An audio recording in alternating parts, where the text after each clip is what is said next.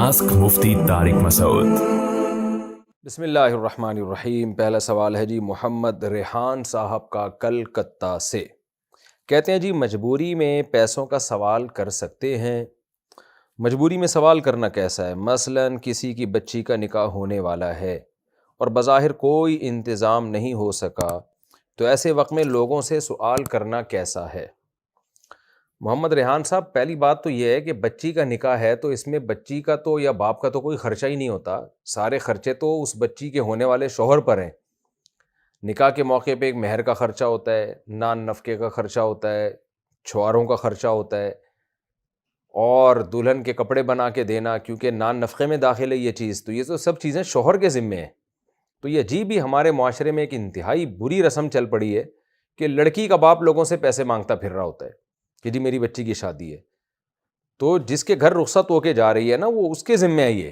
لڑکا مانگے تو سمجھ میں آتا ہے، لڑکی والے پتہ نہیں کیوں مانگ رہے ہیں۔ بہرحال جاہلانہ رسم ہے، اس کے خلاف آواز اٹھانی چاہیے، اس کو ختم کرنا چاہیے، اس بری رسم کو۔ لیکن اگر واقعی کوئی خرچہ آ رہا ہے جاہلانہ رسم کی وجہ سے ہی آ رہا ہو، دباؤ میں آیا ہوا وہ آدمی، تو پھر سوال کرنے کا ایک اصول یہ ہے کہ جس کے پاس بنیادی ضرورت کے پیسے ہوں اس کے لیے سوال کرنا حرام ہے۔ آپ کے پاس 2 وقت کھانے کی روٹی کے پیسے ہیں، آپ کے پاس سر چھپانے کی جگہ ہے، آپ کے پاس جو ہے وہ کوئی خطرناک قسم کی بیماری آ گئی لیکن اس کے علاج کے پیسے آپ کے پاس ہیں، تو پھر آپ کے لیے سوال کرنا حرام ہے۔ یہاں تک کہ فقہا نے لکھا ہے کہ اگر کسی کے پاس 2 وقت کا کھانا نہیں ہے لیکن کمانے کی طاقت ہے تو اس کے لیے بھی سوال کرنا حرام ہے۔ نبی صلی اللہ علیہ وسلم نے فرمایا جس نے لوگوں کے سامنے ہاتھ پھیلایا نا، بھیک مانگی، کل قیامت کے دن اس کے چہرے پہ گوشت نہیں ہوگا، کیونکہ اس نے اپنے چہرے کو لوگوں کے سامنے ذلیل کیا، تو اللہ اس کے چہرے سے گوشت چھین لیں گے، تاکہ کیونکہ چہرے پر گوشت نہ ہو تو بے رونق ہو جاتا ہے چہرہ، تو اس لیے حتی الامکان مانگا نہ جائے۔ لیکن اگر یہ خطرہ ہے کہ آپ نے بچی کو کچھ پیسے نہ دیے، جہیز نہ دیا، تو آگے سسرال میں جا کے برباد ہو جائے گی، سسرال والے اس کا گھر تباہ کر دیں گے، تو یہ بھی پھر ایک قسم کی ضرورت ہے۔ تو ایسے موقع پہ اگر اپنے پاس کوئی بھی گنجائش بالکل بھی نہیں ہے تو کوشش تو یہی کریں استغنا کا معاملہ کریں، نہ مانگیں۔ لیکن اگر کسی نے مانگ لیا تو اللہ سے امید ہے کہ انشاءاللہ وہ گنہگار نہیں ہوگا۔ والدین پر اولاد کی شادی کی کوشش فرض ہے کیا؟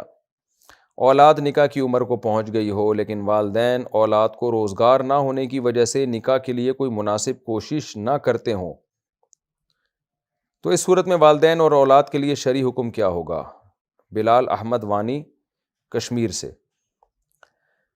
دیکھیں قرآن میں اللہ کا ارشاد ہے وَأَنكِحُوا الْأَيَامَ مِنكُمْ وَالصَّالِحِينَ مِنْ عِبَادِكُمْ وَإِمَائِكُمْ، کہ تم میں جو بے نکاح ہیں ان کا نکاح کرا دیا کرو، یعنی یہ والدین ہی کو خطاب ہے کہ تمہاری اولادوں میں یا تمہارے غلاموں باندیوں میں جو بے نکاح ہیں ان کا نکاح کرا دیا کرو۔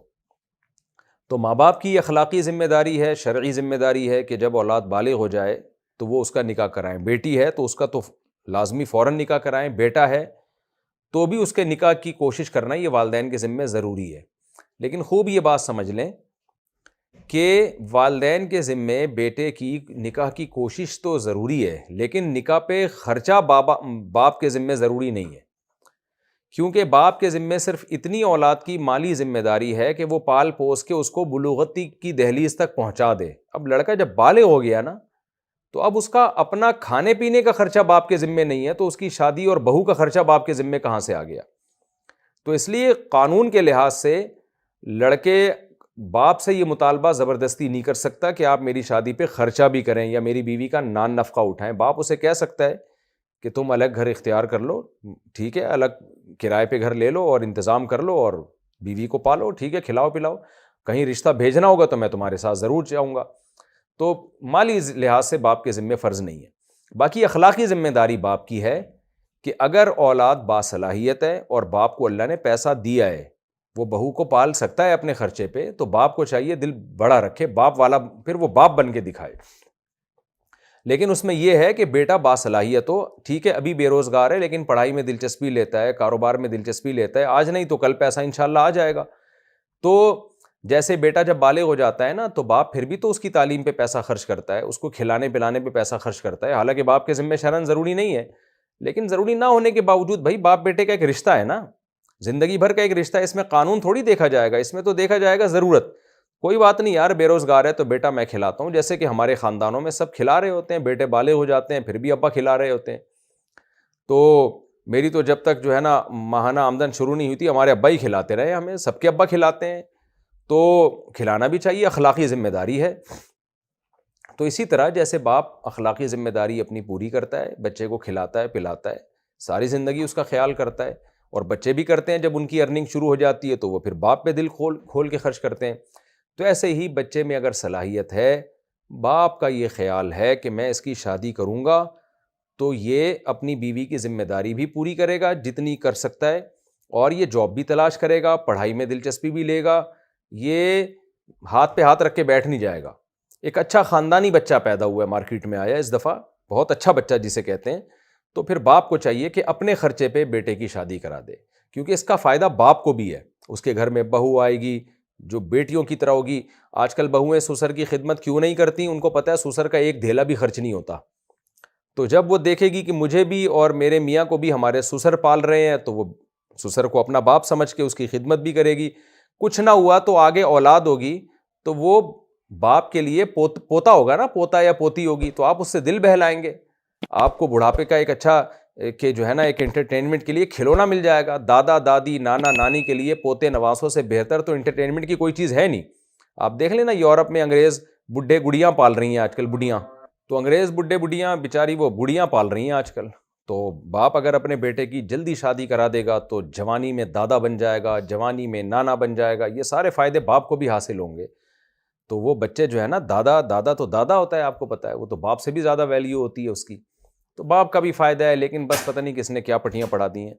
تو اگر بچہ باصلاحیت ہے تو ابا کو چاہیے اپنے خرچے پہ اس کی شادی کر دیا کریں. لیکن اگر بچے میں صلاحیت نہیں ہے یا خطرہ ہے تو پھر کبھی یہ حماقت نہ کریں، کیونکہ میرے علم میں ایسے لوگ ہیں کہ انہوں نے بیٹا بالغ ہوا بھی کماتا نہیں تھا تو بیٹے کی شادی اپنے خرچے پہ کرا دی. بیٹا کو جب پتہ چلا کہ ماشاءاللہ ساری ذمہ داری تو میری بیوی کی ہمارے ابا نے اٹھائی ہوئی ہے، تو تھوڑے دنوں میں وہ پوستی بن کے چرسیوں کے بھی ریکارڈ توڑ دیے اس نے. پڑا رہتا ہے 12 گھنٹے سارا دن. باپ جو ہے نا وہ پھر بچے اسپیڈ سے پیدا کر رہا ہے، ذمہ داری ایک نہیں اٹھا رہا، اور میرا بیان سن کے بچوں کو فوکس کیا ہوا ہے. بچوں کی اسپیڈ زبردست، ہر سال نیا ماڈل مارکیٹ میں آ رہا ہے. وہ دادا کی جو ہے نا ٹینشن بڑھا دی اس نے. دادا پوتوں کو بھی پال رہا ہے، پوتیوں کو بھی پال رہا ہے، بہو کو بھی پال رہا ہے، اور یہ صاحب پڑے ہوئے ہیں. اب یہ صرف ایک جو ہے نا ایک پروڈکشن مشین بن چکے ہیں یہ مارکیٹ میں. ذمہ داری اٹھانے کے لیے تیار نہیں ہے. ایک فیکٹری لگا لی انہوں نے بچوں کی، اور دوسری شادی کی باتیں بھی کر رہے ہیں. ایسے بھی داماد ہیں، ایک دھیلا نہیں کما رہے، سارا خرچہ سسرال اٹھا رہا ہے، بچے بھی اسپیڈ سے آ رہے ہیں، اور پھر میرے سامنے آ کے باتیں کرتے ہیں میں دوسری شادی بھی کر رہا ہوں. وہ سمجھتے ہیں میں اس سے خوش ہوں گا. تو اس قسم کی مارکیٹ میں اگر کوئی چیز آئی ہوئی ہے، اس ٹائپ کا داماد ہے یا اس ٹائپ کا آپ کا بیٹا ہے، تو میرے بھائی اس کو پہلے سے اندازہ لگا لو، اس کو دوسری پہلی بھی نہیں کرنے دو، دوسری تو بہت دور کی بات ہے. تو پھر ابا کو چاہیے، اس قسم کا بیٹا اگر ہے تو ابا کو پتہ ہوتا ہے میرا بچہ ذمہ دار ہے یا نہیں ہے، تو پھر اس کی شادی اپنے خرچے پہ نہ کرائیں. اس کو بولیں بھائی بیٹا تو بڑا ہو گیا ہے، اب تو شادی کر، جہاں رشتہ بولے گا میں لے کے جاؤں گا، لیکن شادی تیرے خرچے پہ ہوگی. تو الگ گھر کا انتظام کرے گا، گیس بجلی کے بل کا انتظام کرے گا، بہو کو کھلانے کا انتظام تیرے ذمہ ہوگا. تو اپنی ذمہ داری پوری کر، مجھے دکھا جیسے تو پوری کرتا ہے، تو میں پھر باپ ہونے کے ناطے تیرا ساتھ بھی دوں گا انشاءاللہ. اور دل میں یہ باپ نیت کر لے کہ یہ اپنی ذمہ داری پوری کرے تو کچھ تعاون کی ضرورت پڑی تو میں اپنا پیسہ بھی خرچ کروں گا اپنی اولاد پر. تو اس طرح سے ہنسی خوشی زندگی گزرے گی. میاں بیوی کا ویڈیو کال پر ایک دوسرے کا برہنہ جسم دیکھنا، یہ سوال اگرچہ حیا کے خلاف ہے لیکن بہت زیادہ پوچھا جاتا ہے یہ سوال، تو اس لیے میں بیان کر رہا ہوں. میں سعودی عرب میں رہتا ہوں، میری زوجہ پاکستان میں رہتی ہیں، ہم ویڈیو کال کرتے ہیں، تو اگر ویڈیو کال میں ہم ایک دوسرے کا جسم دیکھیں تو کیا یہ جائز ہے یا نہیں، اس میں کوئی گناہ تو نہیں ہے؟ ایک صاحب نے پوچھا ہے سعودی عرب سے. یہ سوال بہت سارے لوگ پوچھتے ہیں کہ میاں بیوی ایک دوسرے سے دور ہوتے ہیں، ان میں ایک شہوت پیدا ہو چکی ہوتی ہے، خواہش بھڑک رہی ہوتی ہے، تو اپنی خواہش کی تکمیل کے لیے پھر شوہر اکثر مطالبہ یہ شوہروں کی طرف سے ہوتا ہے، وہ بیوی کو بے لباس ہونے کا کہتے ہیں. تو دیکھیں جائز تو ہے، میاں بیوی ایک دوسرے کو دیکھ سکتے ہیں، ایک دوسرے سے فائدہ اٹھا سکتے ہیں، اللہ نے ایک دوسرے کے لیے حلال کیا ہے، لیکن مسئلہ یہ ہے کہ جب وہ فزیکلی ایک دوسرے سے اتنا دور ہیں تو اس سے فائدہ کیا ہوگا؟ اس سے تو اور شہوت بھڑکے گی، اور اس کو پورا کیسے کریں گے؟ سعودی عرب میں ایک آدمی بیٹھ کر اپنی بیوی کو اسکائپ پہ دیکھ رہا ہے، نیوڈ حالت میں دیکھ رہا ہے، تو جذبات بھڑکیں گے نا اس سے۔ اب وہ جذبات کی تکمیل کیسے ہوگی؟ یا تو وہ ہاتھ کے ذریعے اپنی تکمیل کریں گے، یہ بھی حرام ہے، یا وہ شوہر جب ایک دماغ اس کا خراب ہوگا تو ادھر ادھر زنا کی طرف مائل ہوگا۔ بیوی قریب میں ہوتی تو چلو اپنی خواہش اس سے پوری کر لیتا، وہ تو پھر ایک دوسرے کی خواہش کو بھڑکانے کے لیے کچھ بھی طریقہ اختیار کریں وہ جائز ہے، لیکن دور ہیں تو وہ خواہش بھڑکا کے اس کی تکمیل کیسے ہوگی؟ تو اس لیے یہ اس سوال کا جواب میں انہی لوگوں سے پوچھتا ہوں جو یہ عمل کرتے ہیں۔ تو ہاتھ کے ذریعے اپنی خواہش پوری کرنا بھی حرام ہے، اپنے ہاتھ کے ذریعے اپنی خواہش پوری یہ بھی حرام ہے، اور زنا کرنا بھی حرام ہے، تو یہ سب چیزیں تو حرام ہے۔ تو میاں بیوی تو ایک دوسرے کو دیکھ سکتے ہیں برہنہ حالت میں، اس میں کوئی گناہ نہیں ہے، لیکن یہ کہ یہ چیز جو آگے شہوت بھڑکے گی اس کی تکمیل کیسے ہوگی؟ تو وہ حرام طریقے سے اس کی تکمیل جائز نہیں ہے۔ تو اگر میاں بیوی صبر کر لیں کہ بھئی شوہر کو تو چاہیے کہ جب بیوی سے دور رہتا ہے تو اپنی خواہشات کو ٹھنڈا کرنے کے طریقے استعمال کرے وہ، تاکہ میری خواہشات بھڑکے نہیں اور میں حرام کی طرف نہ جاؤں۔ دوسرا مسئلہ یہ کہ انٹرنیٹ پر جب اس طرح سے آپ کرتے ہیں تو فی نفسی ہی ایک چیز جائز ہے، میں نے بتایا کہ ناجائز ہونے کی کوئی دلیل نہیں ہے، لیکن اس میں جو ہم نے ماہرین سے سنا ہے کہ انٹرنیٹ کی جو ویڈیوز ہیں وہ لیک بھی ہو سکتی ہیں، وہ ہیک بھی ہو سکتی ہیں، آپ کے اکاؤنٹ ہیک ہو سکتا ہے، تو اس میں ایسا نہ ہو کوئی ہیک کر کے پھر بلیک میل کرے اور آپ کی عزت کا جنازہ نکالے۔ تو انٹرنیٹ پر اس طرح کی حرکتیں بہرحال عزت بھی داؤ میں لگنے کا اس سے خطرہ ہوتا ہے، تو اس میں احتیاط بہرحال ضروری ہے۔ باڈی بلڈنگ مقابلوں میں حصہ لینا، ہمارے ہاں باڈی بلڈنگ کے مختلف قسم کے مقابلے ہوتے ہیں، اس میں پینٹ کو ناف سے تھوڑا نیچے سے پہننا ہوتا ہے اور وہ گھٹنے تک ہوتی ہے، تو کیا اس میں حصہ لے سکتا ہوں یا نہیں؟ محمد رفیع الدین انڈیا سے۔ دیکھیں، ناف سے لے کے گھٹنے تک کا جو حصہ ہے یہ سطر میں داخل ہے، اس کا چھپانا فرض ہے۔ علاج معالجے کی نیت سے تو ڈاکٹر کے سامنے ایک مجبوری میں کھولنے کی مجبوری کی حد تک گنجائش ہے، یہ مقابلے کوئی شرعی مجبوری تو نہیں ہے نا، لیکن ناف سطر میں داخل نہیں ہے، تو ناف کے نیچے سے جو ایریا ہے اور گھٹنے سمیت یہ علاقہ سطر میں داخل ہے، اس کو چھپانا بہرحال فرض ہے۔ تو اگر آپ اس طرح سے مقابلوں میں حصہ لیتے ہیں کہ ناف تو کھلی ہے لیکن آگے ناف سے نیچے کا جتنا ایریا گھٹنے تک، گھٹنے سمیت وہ اگر ڈھکا ہوا ہے تو پھر انشاءاللہ کوئی گناہ نہیں ہوگا۔ اللہ سے اچھا، سر کی ٹوپی موٹی پہنے یا پتلی؟ سر کی ٹوپی موٹی یا پتلی کیسی پہننی چاہیے؟ کپڑوں کو سنت کے مطابق کیسے بنانا چاہیے؟ حبیب اللہ دبئی سے۔ یہ مسئلہ میں کئی بار بتا چکا ہوں، جیسی چاہے ٹوپی پہنے، جو آپ پہ اچھی لگے، جوکر نہ لگیں آپ اسے پہن کے۔ بعض لوگ عجیب سی ٹوپیاں پہن رہے ہوتے ہیں کیونکہ ان کے بزرگ نے پہنی ہوتی ہیں، اب اس ٹوپی کا ہمارے سوسائٹی میں کلچر ہی نہیں ہے جی، ونس اپون اے ٹائم وہ حضرت جی نے پہن لی تھی تو اب یہ بھی پہن رہے ہیں، وہ عجیب سے جوکر لگ رہے ہوتے ہیں اس میں۔ تو ایسی چیز پہنیں جو کہ لوگ آپ کی طرف مائل ہوں۔ باقی کون سا لباس پہنے تو شریعت نے کوئی لباس متعین نہیں کیا ہے، ہر قوم کا اپنا کلچر ہوتا ہے۔ نبی صلی اللہ علیہ وسلم نے عرب کے کلچر کے لحاظ سے لباس پہنا ہے، تو اس میں دو چیزوں کا خیال ضروری ہے۔ ایک، لباس کسی غیر مسلم خاص قوم کا شعار نہ ہو، ایسا لباس نہ ہو لوگ پہن کے آپ کو سمجھیں یہ تو وہ فلاں قوم کا فلاں غیر مسلم آ رہا ہے، ایسا لباس نہ ہو۔ دوسرا یہ کہ اتنا چس نہ ہو کہ سطر نظر آتا ہو اس سے یا جھلکتا ہو، اور تیسرا یہ کہ مرد کا لباس ٹخنوں سے اوپر ہو۔ یہ تین شرطیں ہیں، تو پھر جو چاہے پہنے آپ۔ بالکل سرخ بھڑکتا ہوا کلر بھی نہ ہو کیونکہ یہ عورتوں کا ہوتا ہے۔ اسی طرح ایسا لباس جس میں عورتوں کی مشابہت ہو وہ بھی نہ، مرد ساڑیاں پہن کے پتہ چلا گھومنا شروع کر دیں تو یہ تو حرام ہے، اس میں عورتوں کی مشابہت ہے۔ باقی جیسا چاہیں لباس پہنے، بس ایسا پہنے کہ دیکھنے میں اچھے لگے، جوکر نہ لگیں آپ۔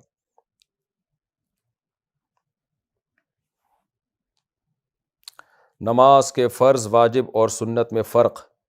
نماز میں واجب، سنت اور فرض میں کیا فرق ہوتا ہے؟ محمد یعقوب ٹیکسلا سے۔ دیکھیں، نماز میں جو چیز فرض ہے، جو رکن ہے، اس کو فرض کہا جاتا ہے، تو وہ چھوٹ جائے تو سجدہ سہو سے بھی نماز نہیں ہوتی۔ جو نماز کے واجبات ہیں وہ ہیں کہ جن کے چھوٹنے سے سجدہ سہو سے نماز ہو جاتی ہے، اور جو نماز کے جو سنتیں ہیں وہ اگر چھوٹ جائیں تو سجدہ سہو بھی ضروری نہیں ہے، گناہ بھی نہیں ملتا، نماز بھی ہو جاتی ہے۔ تو اب کون کون سی چیزیں فرض ہیں، کون کون سی سنت ہیں، کون کون سی واجب ہیں، تو آپ یہ تو اب ایک لمبا پورا چیپٹر ہے، آپ تسہیل بہشتی زیور جو جامعۃ الرشید نے چھاپی ہے بہشتی زیور کی کو آسان کر کے، حضرت مولانا شرف علی تھانوی رحمۃ اللہ علیہ کی کتاب ہے، وہ گھر میں خرید کے رکھ لیں تو اس میں نماز کے فرائض، واجبات اور سنتیں بہت ڈیٹیل سے ہیں۔ نماز میں بیٹھنے کے بجائے کھڑے ہو گئے تو کیا کریں؟ اگر 3 رکعت والی نماز میں دوسری رکعت کے سجدے کے بعد غلطی سے کھڑے ہو جائیں تو سیدھا کھڑا ہونے سے پہلے واپس اتحیات میں بیٹھ سکتے ہیں یا نہیں؟ خالد صاحب سویڈن سے۔ 3 رکعت والی نماز میں دوسری رکعت کے سجدے کے بعد، دیکھیں دوسری رکعت کے سجدے کے بعد آپ کو بیٹھنا تھا لیکن آپ غلطی سے کھڑے ہو گئے تو اب بیٹھے نہیں، اب بیٹھنا جائز نہیں ہے، کھڑے ہو گئے تو بس آپ آخری رکعت کا قاعدہ کر کے سجدہ سہو کریں، نماز ادا ہو جائے گی۔ لیکن یہ اس نماز کے بارے میں ہے جس میں 2 قاعدے ہوتے ہیں۔ اگر ایسی نماز ہے جس میں ایک ہی قاعدہ ہے، جیسے فجر کی نماز پڑھ رہے ہیں اس میں تو ایک ہی قاعدہ ہے، یا آخری قاعدہ 4 رکعت والی نماز ہے لیکن آخری قاعدہ ہے، یا 3 رکعت والی نماز ہے لیکن آخری قاعدہ ہے، تو آخری قاعدہ جس کے بعد سلام ہوتا ہے اس میں اگر آپ نہیں بیٹھے اور کھڑے ہو گئے تو جب یاد آئے گا سجدے سے پہلے آپ کو بیٹھنا ہی ہے اور سجدہ سہو کریں گے، نماز ادا ہو جائے گی۔ اگر آپ نہیں بیٹھے تو پھر پوری نماز دوبارہ سے پڑھنی پڑے گی آپ کو۔ اگر پہلے قاعدہ میں درود پڑھ لیا تو کیا حکم ہے؟ سنت مؤکدہ کے پہلے قاعدہ میں اگر کوئی درود اور دعا پڑھے تو کیا حکم ہوگا؟ نور خان کوئٹہ سے۔ تو میرے بھائی سجدہ سہو واجب ہو جائے گا۔ پھٹا ہوا نوٹ کم پیسوں میں تبدیل کرنا۔ میرے پاس 1000 کا نوٹ تھا جس کا نمبر پھٹا ہوا تھا اور کوئی نہیں چلا رہا تھا، بینک والے سے بدلی کیا اور بدلے میں اس نے 750 روپے دیا، تو کیا یہ سود ہے؟ جی ہاں، یہ جائز نہیں ہے۔ وتر کی نماز پڑھنے کا افضل وقت۔ وتر کی نماز فرض کے ساتھ ہی پڑھنی چاہیے یا رات کے آخری وقت میں تہجد کی نماز کے ساتھ پڑھنی چاہیے؟ کون سا طریقہ زیادہ افضل ہے؟ شہزان صاحب کشمیر سے۔ آخر وقت میں اگر یقین ہو اٹھنے کا تو سب سے آخر میں وتر پڑھنی چاہیے۔ حدیث میں آتا ہے اجعلوا آخر صلاتکم وترا، اپنی رات کی نمازوں میں سب سے آخری نماز وتر کو بناؤ۔ کوئی ظاہری طور پر غریب نظر آتا ہو تو کیا اسے زکوٰۃ دے سکتے ہیں؟ اگر کسی کو زکوٰۃ دیتے وقت اگر وہ ظاہری طور پر غریب لگتا ہو تو اسے زکوٰۃ دی جا سکتی ہے۔ اس کے پاس سونے یا مال کا کس طرح پتہ کریں؟ محمد نصیر الدین آسٹریا سے۔ دیکھیں غالب گمان یہ ہو کہ واقعی غریب ہے تو پھر اس کو زکوٰۃ دیں گے تو ادا ہو جائے گی، لیکن آج کل حلیہ دیکھ کے پتہ نہیں چلتا کہ غریب ہے یا مالدار ہے۔ بعض بڑے مالدار ایسے حلیے میں گھوم رہے ہوتے ہیں، آدمی کا دل چاہتا ہے کہ ان کو زکوٰۃ دے دے، حالانکہ وہ مالدار ہوتے ہیں۔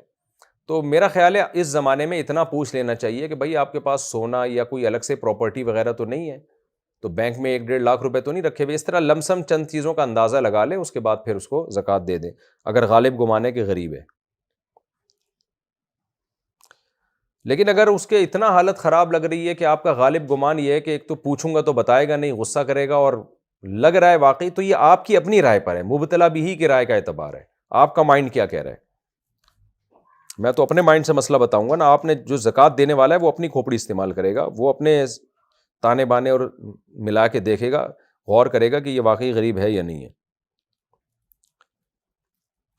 پیریڈز کی وجہ سے قضا شدہ روزوں کا حکم۔ عورت کے ایام کی وجہ سے رمضان کے روزے قضا ہو گئے ہوں تو کیا وہ روزے بعد میں رکھنے ہوں گے یا نہیں؟ محمد گل فراز آزاد کشمیر سے۔ جی ہاں، وہ رکھنے ہوں گے، وہ معاف نہیں ہوتے، پورا سال پڑا ہے عورت کے پاس رکھنے کے لیے۔ شوہر کو بھائی کہنے سے نکاح پر فرق پڑے گا؟ میری امی نے میرے ابو کو بھائی کہا، اس سے نکاح پر کوئی فرق تو نہیں پڑے گا؟ بھائی امی اگر ابو کو 3 طلاقیں بھی دے دیتی تو بھی کوئی فرق نہیں پڑتا، طلاق کا اختیار اللہ نے شوہر کو دیا ہے، تو اس لیے اس سے کوئی فرق نہیں پڑا۔ لیکن یہ کہ امی کو چاہیے کہ کچھ اور کہہ دیا کریں، ابو کو بھائی نہ کہا کریں، کائنڈلی پلیز۔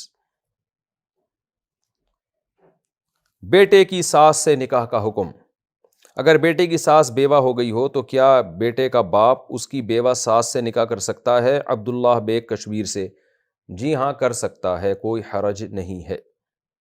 کیا بیٹے کی دعا کر سکتے ہیں؟ ایک شخص کے ہاں مسلسل 3 بیٹیاں پیدا ہوئیں، اب وہ اللہ تعالیٰ سے دعا کر رہا ہے کہ اس کے بعد میرا بیٹا پیدا ہو جائے، کیا یہ دعا کرنا صحیح ہے؟ نیز وہ چاہتا ہے اس کی آخری بیٹی کے لیے کوئی ایسا نام تجویز فرمائے کہ اس کے بعد بیٹا پیدا ہو جائے۔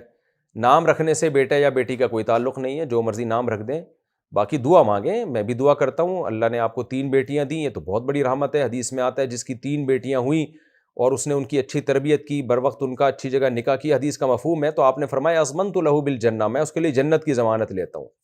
تو باقی بیٹا بھی ہے، بیٹے کی خواہش بھی جائز ہے. تو میں بھی دعا کرتا ہوں اللہ آپ کو نیک اور صالح بیٹا عطا فرمائے، صحت مند. تو باقی نام سے کچھ نہیں ہوگا. نامحرم کو غلطی سے کتنی بار دیکھ سکتے ہیں؟ لا حول ولا قوت الا باللہ. میرا ماننا تھا کہ نامحرم پر غلطی سے جتنی بھی بار نظر پڑ جائے تو گناہ نہیں ملے گا. کیا یہ میرا ماننا صحیح ہے یا نہیں؟ اسامہ صاحب انڈیا سے.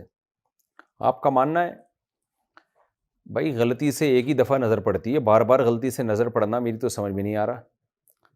تو پتہ نہیں ہوتا، کسی لڑکی پہ نظر پڑ جاتی ہے تو آدمی نظر جھکا لے، بس ختم، اب دوبارہ کیوں اٹھا کے دیکھ رہا ہے.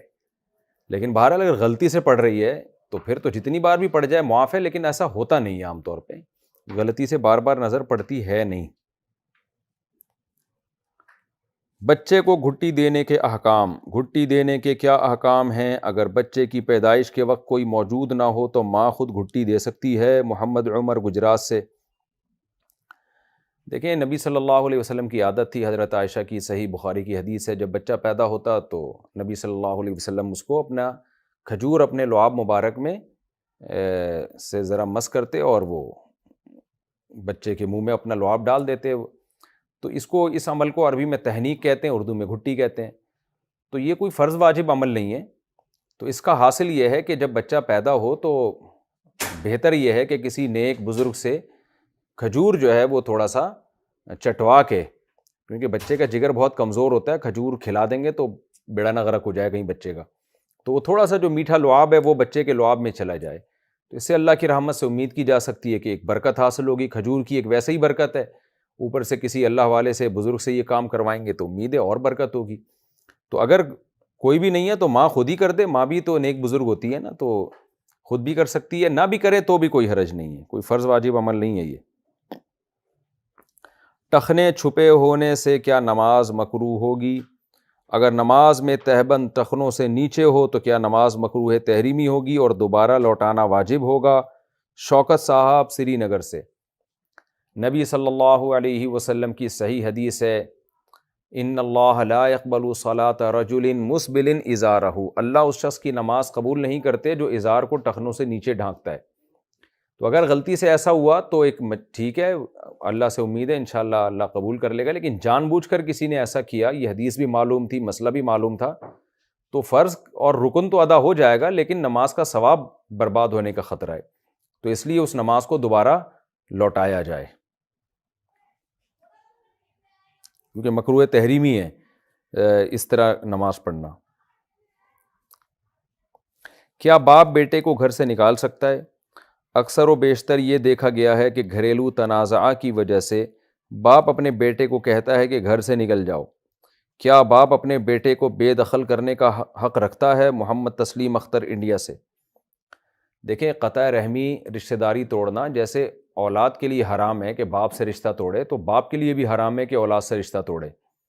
تو باپ کو بھی چاہیے اپنے بیٹے کے ساتھ اچھا سلوک کرے، یہ اس کو محبت دکھائے. ہر وقت ایسے رہنا کہ بالکل جیسے لگے کہ گھر میں تھانے کا ماحول ہے، یہ ٹھیک نہیں ہے. لیکن اب یہ آپ نے جو پوچھا ہے کہ باپ اپنے بیٹے کو گھر سے نکال سکتا ہے کہ نہیں، تو اس کا جواب ایک اصولی طور پر دینا ممکن نہیں ہے. یہ تو ہر ایک کی حالت دیکھنی پڑے گی کہ بیٹے نے کیا ہے. بعض دفعہ بیٹے نے کوئی ایسی زیادتی نہیں کی ہوتی کہ اس کو گھر سے ہی نکال دیا جائے، لیکن بعض دفعہ ایسی زیادتیاں بیٹے کر رہے ہوتے ہیں کہ باپ مجبور ہوتا ہے ان کو گھر سے نکالنے پر.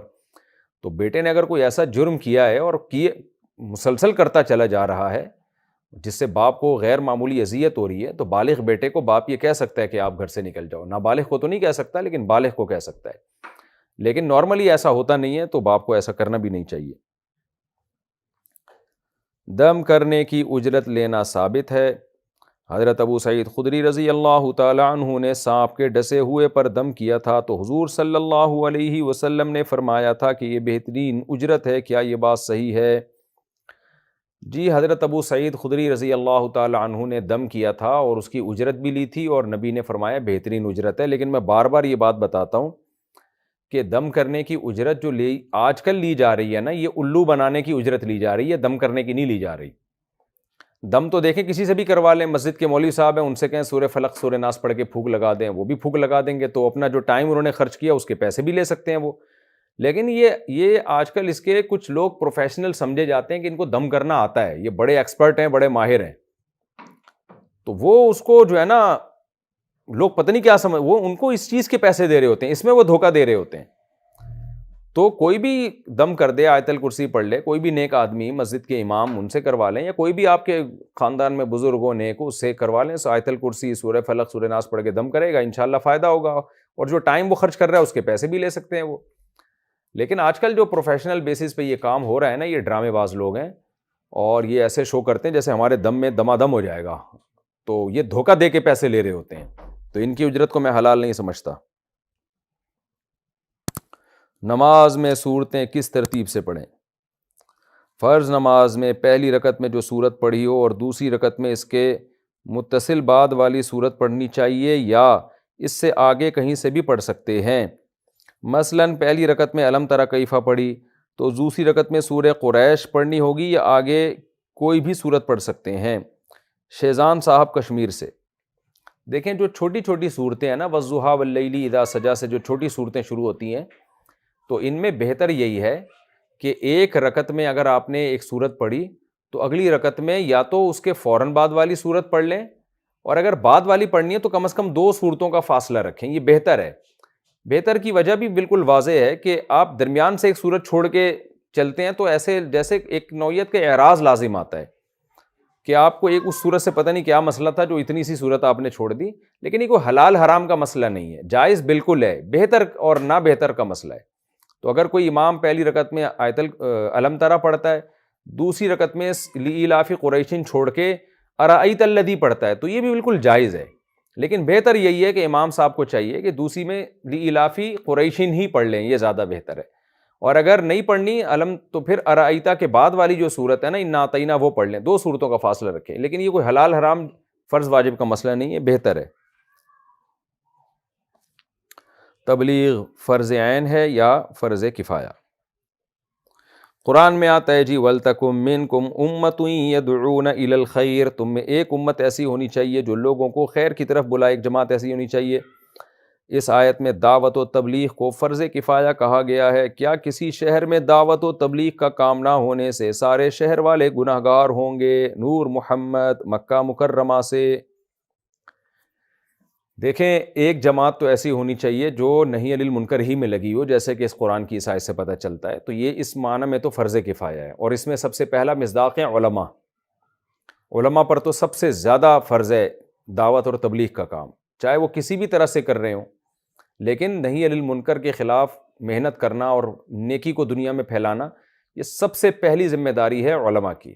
ان پر تو یہ فرض کفایہ نہیں بلکہ فرض عین ہے، کیونکہ ان کی ذمہ داری پہلے ہے۔ اس کے بعد عامۃ المسلمین کا طبقہ ہے، تو اگر عامۃ المسلمین پر کوئی گناہ اگر وہ دیکھ رہے ہوں، تو ان کو اگر روکنے کی قدرت ہو اور امید ہو کہ ہمارے روکنے سے گناہ رک جائے گا، تو بھی ان پہ فرض ہے کہ وہ اس موقع پہ نہی عن المنکر کا کام کریں، اگر نہیں کرتے گناہگار ہوں گے۔ لیکن اگر ان کو امید نہیں ہے، اگر انہوں نے روکا تو امید نہیں ہے کہ پتہ نہیں اگلا رکے گا بھی کہ نہیں رکے گا، بلکہ بعض دفعہ فتنے کا الٹا اندیشہ ہو جاتا ہے، تو پھر ایسی صورت میں ان پہ فرض نہیں رہتا۔ باقی اجتماعی سطح پہ مسلمانوں کے لیے دین کو بچانے کی کوشش کرنا، جیسے تبلیغی جماعت کر رہی ہے یا اور بہت ساری تنظیمیں ہیں، تو وہ فرض کفایہ ہے۔ تو اور اگر ایک بڑی جماعت وہ کام کر رہی ہو اور دوسرے اس کے ساتھ تعاون وقتاً فوقتاً کرتے رہیں، تو باقی امت سے ساقط ہو جاتا ہے۔ اب آپ نے بتایا پورے شہر میں کوئی بھی دعوت کا کام کرنے والا نہیں ہے، تو اگر ایسا ہے کہ نہ تبلیغ کا کام ہو رہا ہے، نہ درس قرآن کی دعوت، تو کسی بھی طریقے سے تبلیغ کا کام نہیں ہو رہا، تو پھر خطرہ ہے کہ یہ شہر کے لوگ گناہگار ہوں گے، کیونکہ یہ نہی عن المنکر کی کوشش نہیں کر رہے۔ تو ایسی صورت میں بڑا خطرناک ہو سکتا ہے کہ حدیث میں وعیدیں ہیں کہ تم اگر نہی عن المنکر چھوڑ دو گے، اللہ تمہاری دعائیں قبول کرنا چھوڑ دے گا، اور جب گناہگار لوگ گناہ کی وجہ سے عذاب ہوں گے تو وہ نیک لوگ بھی اس یعنی عذاب میں ہلاک ہوں گے، تو نیک لوگ بھی اس عذاب میں ہلاک ہوں گے جو گناہ سے روکتے نہیں تھے۔ تو اس لیے اس کا بڑی فکر کرنی چاہیے، اور میں بار بار یہ بات کہتا ہوں کہ اس بحث میں نہ پڑیں کہ تبلیغ فرض عین ہے یا فرض کفایہ ہے، آپ تبلیغ میں جڑ جائیں بس، ٹھیک ہے نا۔ ثواب ملنے کا تو یقین ہے نا کہ انشاءاللہ ثواب ملے گا۔ کیا صبح ناشتہ کرنا فرض عین ہے یا فرض کفایہ ہے؟ لیکن کرتے ہیں، پتہ ہے یار مزہ آتا ہے، پیٹ بھرتا ہے، طاقت ملتی ہے۔ تو تبلیغ فرض عین و فرض کفایہ، اس بحث کو چھوڑیں، نکلیں تبلیغ میں تاکہ آپ کو گناہوں سے بچنے کی توفیق ملے، اللہ کی محبت پیدا ہو آپ کے اندر۔ تو ان چیزوں کا حصول تو فرض عین ہے نا، اگر اللہ کی محبت پیدا کرنا اور گناہوں سے بچنے کی توفیق کا ملنا۔ شرٹ پر تصویر ہو تو نماز کا حکم۔ اگر شرٹ میں تصویر ہو تو اس سے نماز ہو جائے گی۔ محمد صالح گھوٹکی سے۔ اگر شرٹ پر سامنے کی جانب جاندار کی تصویر ہے، چہرے کی تصویر ہے، چاہے جانور کی ہو یا انسان کی، اور وہ تصویر بالکل واضح نظر آ رہی ہے، زمین پہ رکھے ہو تو اوپر سے کھڑے ہو کر دیکھیں تو بھی نظر آتی ہو، بالکل واضح تصویر ہو، تو پھر اس میں نماز مکروہ تحریمی ہے، نماز واجب الاعادہ ہے، اس میں نماز نہیں ہوگی، یعنی اس معنی میں نہیں ہوگی کہ دوبارہ لوٹانا واجب ہو جائے گا۔ امام سے چپقلش ہو تو کہ اس کے پیچھے نماز ہو جائے گی۔ اگر کوئی آدمی اپنے محلے کے امام سے کسی ذاتی ناراضی کی وجہ سے ناراض ہے تو اس امام کے پیچھے نماز پڑھنا کیسا ہے؟ ابو حکمت کشمیر سے۔ دیکھیں، فرض نماز جماعت سے چھوڑنا جائز نہیں ہے۔ محلے کی مسجد میں جماعت سے نماز پڑھنا فرض ہے، چاہے امام آپ کو اچھا لگے یا نہ لگے، امام سے آپ کے تعلقات اچھے ہوں یا اچھے نہ ہوں۔ امام سے تعلقات خراب ہونے کی سزا اپنے آپ کو دینا اور جماعت کی نمازیں چھوڑ دینا اور شریعت کا حکم چھوڑ دینا، یہ کہاں سے جائز ہے؟ تو امام پسند آئے نہ آئے، آپ نے مسجد کے محلے میں جا کے جماعت سے نماز پڑھنی ہے۔ قضا نماز مسجد میں پڑھنا۔ قضا نماز کس وقت پڑھنی چاہیے؟ کیا قضا نمازیں مسجد میں ادا کرنا جائز ہیں؟ ثناء اللہ سے۔ جی بالکل جائز ہے، جب چاہیں پڑھ لیں، مکروہ وقت نہیں ہونا چاہیے۔ سورج نکلتے ہوئے، سورج جب بالکل سر پہ ہو، جب زوال کا وقت، اور سورج جب غروب ہونے لگے، تو نکلتے ہوئے بھی تقریباً 10-15 منٹ کا وقفہ رکھیں، غروب ہوتے ہوئے بھی۔ تو اس کے علاوہ جب چاہیں پڑھیں، مسجد میں بھی پڑھ سکتے ہیں، گھر میں بھی۔ البتہ فجر کی نماز کے بعد یا عصر کی نماز کے بعد اگر قضا پڑھنی ہو تو پھر گھر میں پڑھیں، کیونکہ مسجد میں نماز کے بعد آپ پڑھیں گے، لوگوں میں تشویش ہوگی، یہ بندہ کر کیا رہا ہے، اس وقت تو نوافل جائز نہیں ہے، تو یہ کیا کر رہا ہے؟ تو لوگ پوچھیں گے، آپ ان کو بتاؤ گے میں قضا پڑھ رہا ہوں تو گناہ کا اظہار ہوگا۔ اس لیے قضا نماز اگر پڑھنی ہو نا فجر یا عصر کے بعد تو پھر گھر میں تو پڑھیں، مسجد میں پھر نہ پڑھیں، باقی وقت میں مسجد میں بھی پڑھ سکتے ہیں۔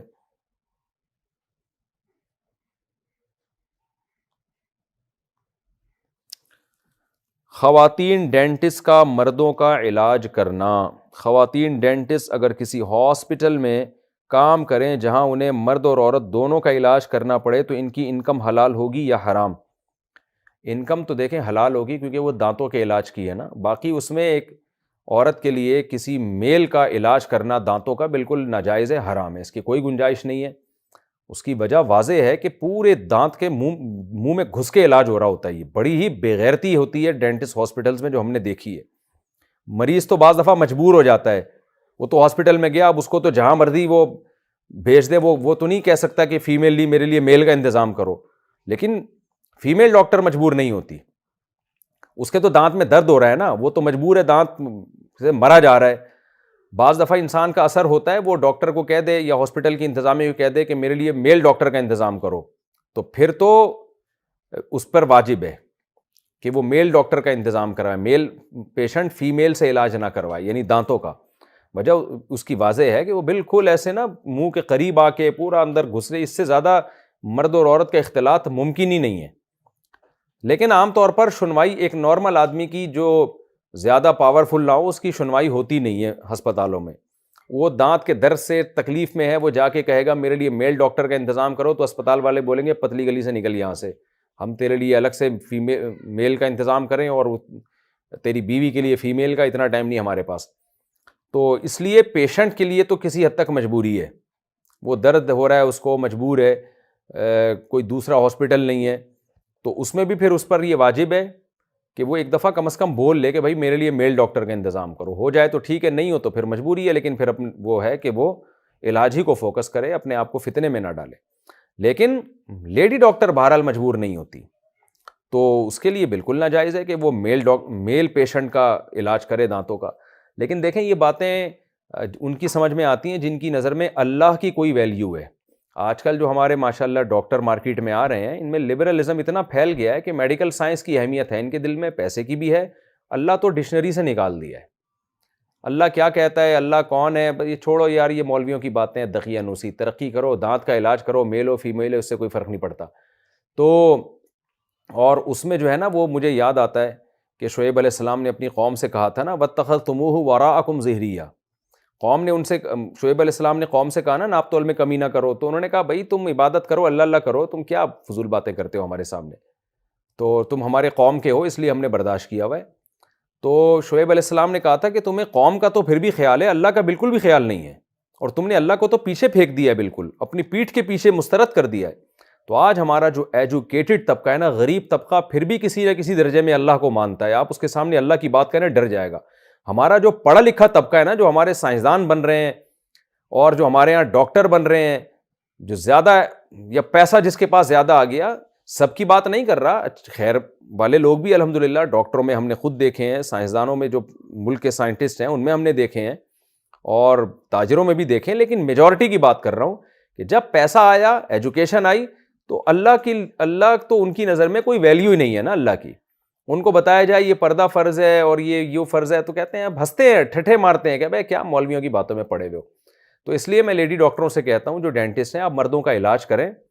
اگر قیامت قائم نہیں ہوئی اور مر کے مٹی ہو کے ختم ہو گئے تو پھر تو بہت اچھی بات ہے، لیکن اگر قیامت قائم ہوئی اور خدا نے حساب لیا نا کہ اتنی بڑی بے شرمی اور بےہودگی آپ نے کیا سوچ کے کی ہے، تو پھر آپ تیار رہیں اس عذاب کے لیے۔ خدا آپ کو میڈیکل سائنس کی وجہ سے نہیں بخشے گا، خدا سب سے پہلے اپنے حکام دیکھے گا، میرے حکام کو فالو کیا یا نہیں کیا۔ تو انسانیت کی جان بچانا بھی بہت بڑی عبادت ہے، لیکن شرعی حدود میں رہ کے۔ ہاں کہیں مجبوری ہو، پیشنٹ تڑپ رہا ہے اور کوئی میل ڈاکٹر کا انتظام ہی نہیں ہو رہا، پھر ایک مجبوری کے حکام بہرحال الگ ہوتے ہیں، لیکن نارملی عورت کو اس کی اجازت نہیں ہے۔ اور ہمارے جو لبرل لوگ ہیں نا، آج کل براڈ مائنڈڈ بھی بہت ضرورت سے زیادہ بن چکے ہیں یہ لوگ، یہ کہتے ہیں کچھ نہیں ہوتا ہے، ایکچولی انسان کی فیلنگس ہوتی ہیں، ٹوپی ڈرامہ بکواس بہت کرتے ہیں یہ۔ میں جانتا ہوں گھروں کے حالات، میں آپ کو بدگمان نہیں کر رہا، آپ کی کوئی بیوی اگر لیڈی ڈاکٹر ہے، مردوں کا علاج کرتی ہے، میں بدگمان نہیں کر رہا، لیکن میرے پاس معلومات جو ہیں وہ آپ کے پاس نہیں ہیں۔